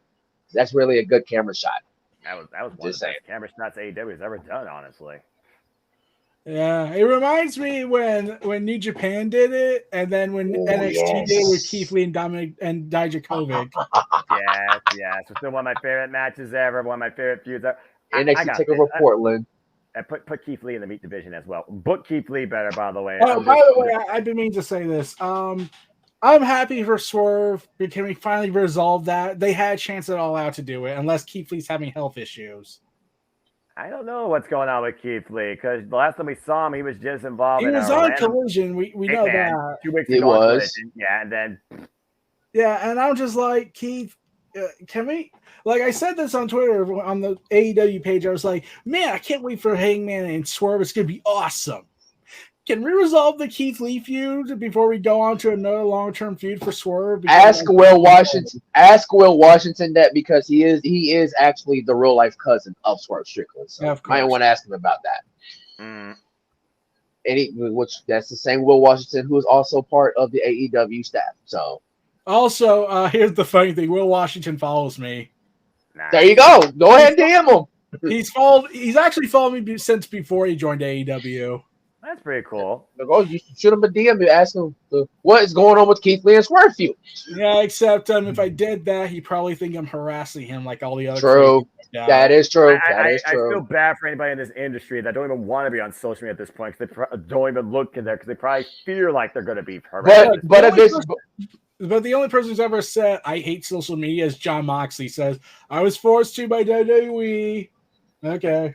Right. Yeah. Which if it's health issues, I can understand it because even Malachi said himself he's on the full road to recovery after what happened with career threatening injury and whatnot. That's the reason why we've been seeing him in trios action because he's not really all the way full recovery yet. We haven't seen him in one-on-one mode yet.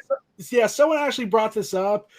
A Twitter account went ahead and said it's been over 400 days since Malachi Black didn't wrestle singles matches, and I was like, the guy had a back injury, career threatening, and he probably doesn't feel comfortable. We don't need to know every damn stat about random miscellaneous this, first, that, when it really doesn't have any real implication that we should care about when it comes to the well-being of the athlete. If he's not fit, he's not fit. Simple as that. And it's not our jurisdiction to judge that. And we pass judgment on everything. But speaking of passing judgment, Jesus Christ, Darby Allin had to make a judgment decision. The heck of a Nick. And I thought Darby had it. You were holding out for it. It didn't happen. But the more a few days went by, and the more I think about it, the more it sets in. I'm actually okay with this decision. This the reason midlife crisis. Listen, hear me out. Hear me out. At first, I was against it because of basically they haven't really done anything with the title as of. But the more I think about it, Luchasaurus and Christian are actually made for this title. Somehow, some way. I don't know how. I'm still trying to figure that part out. But they somehow are bringing this title back to what it used to be slowly. Yeah. Even though Christian likes to call himself, the self-proclaimed TNT champion, but I really do feel like they're bringing this TNT championship back to what it used to be. Well, I mean, since June 17th, it has not been hot potatoed. It has not been overbooked in squash matches, and it has been a literal television weekly appearance. In a way, you are right. Like I said, at first I was against it, but then it set it in. I was like, yeah. So I guess it more so comes down to when Christian Cage will be tired of holding the TNT championship. Right. Pretty much. Luchasaurus hasn't held it one time. Just saying. All right, that's fair. Eric, you have anything to say regarding the TNT championship right now? Okay, this is what I say. Darby, go home. Darby, go home. Really, after what happened on tonight, don't pay someone Cena. Yeah, go home. No, that's not gonna happen. Before All Out, guess where he came out and confessed? Oh yeah, that's his spine because he did a coffin drop onto the casket at All In. Drop on a fucking coffin lid and somehow still can walk. Yeah. You want to know what Darby Allin just confessed about that coffin? It was metal. Yeah. Oh Lord! And I was like, God damn it, Darby. You alluded to it, Noah, and I even brought it up multiple times. This is the same dude next year that's going to climb Mount Everest and already has his will made. I'm planning to climb to the top. Why? Just why? You know what's going to happen after he does Mount Everest and survives the experience? Why? He's going to do this. You know what Darby's going to do next, probably? What? He's going to say this. I'm going to be the first pro wrestler to land on the moon. Didn't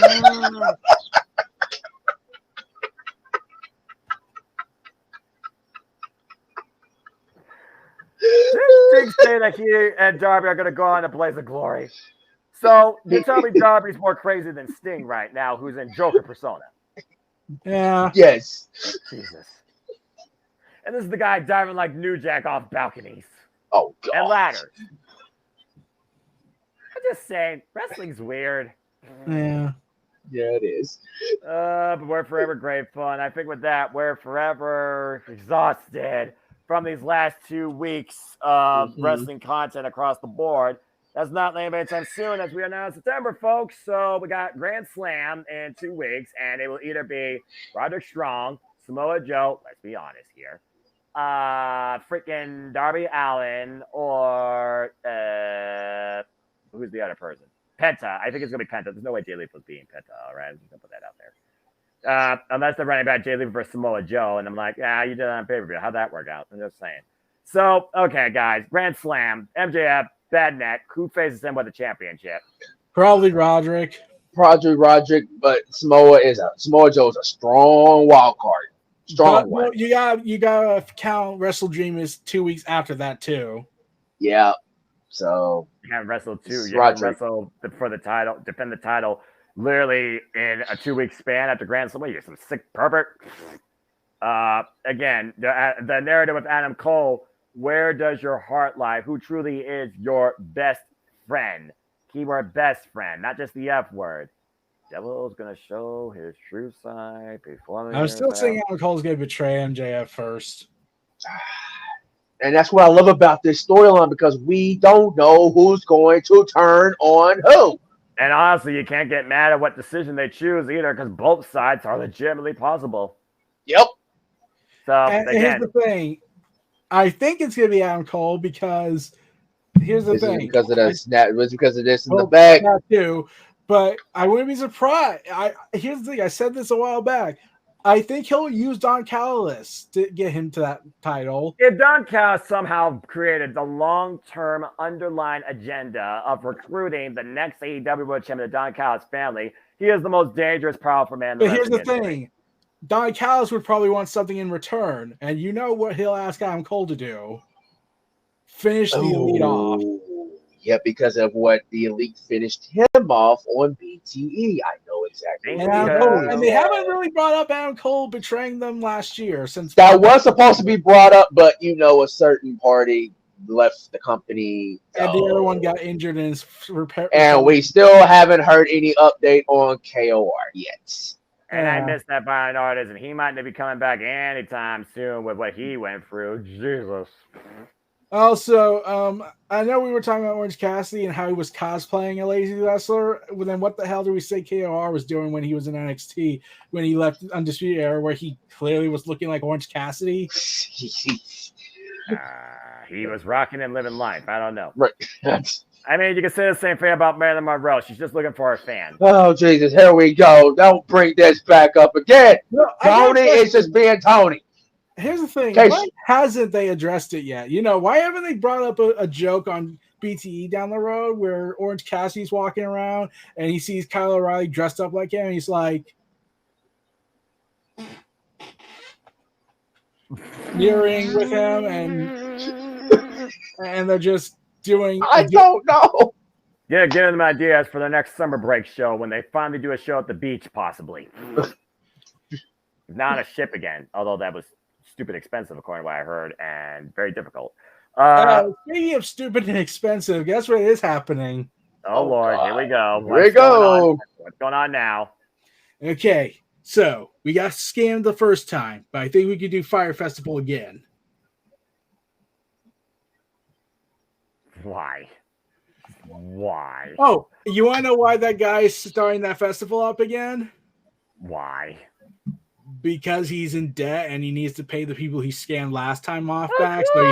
So put more money into it and hope you get more money out of it. That's such logical financial thing. People are already paying for it. Of course. Again. People are stupid. People are foolish. People like to waste money. Actually, they acknowledge they know it's going to be a scam and they just fuck it. And I'm like, I want to be part You of the have world nothing burning. better to do with your lives. I do want you? to be part of the world burning. I'm not going to contribute to education funds or anything like that. I'm stupid. I think money is just like water. Anyway, might as well be. But yeah, it's going to be a weird fall for the wrestling industry. I mean, good God Almighty, this month's going to kill me alone. I mean, you got Tony Storm, Dubbberg, DMD, Akara, Shida. I think Britt and Shida on a collision course. Maybe one of those is going to go heel again. Just saying. And Nyla Rose, because Nyla. Fatal 4-way eliminator. It's official. It's past midnight, so you know what that means. What? The ring general has won. There you go. Forever now, the Intercontinental Championship remains sacred. I think that's a perfect stopping point for this ATW View impromptu. Been fun, gents. Let's get back here either after Wrestle Dream or prior to it based on the card, and we'll see if Stardom will be more of a heavy-based influence finally in AEW, part of one of their specials, or is this show going to feel what the usual Tony Khan MO is? Underbuilt, but exceed expectations. Because once again, AEW delivers on pay-per-view. At least 4 match of the year candidates. But I think we discussed enough here, and I think with that being said, guys, been fun. I hope everyone's enjoyed the conversation. Again, we let out all the emotions, we had all the talk, all the opinions, and we have all sorts of different random conversations. Why? Because we look at all things wrestling. Until next time, I'm having the entire ATW crew. I bid you all now a fine adieu. Enjoy your September. Enjoy what you wish. Enjoy food. Spend money ridiculously. But remember to take care of your priorities for your passions. And as always, protect your freaking mentality. Goodbye. Mwah. And good friggin' night on behalf of the... Damn it!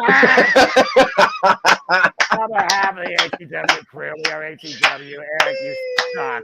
Goodbye. Thanks for tuning in. Damn it!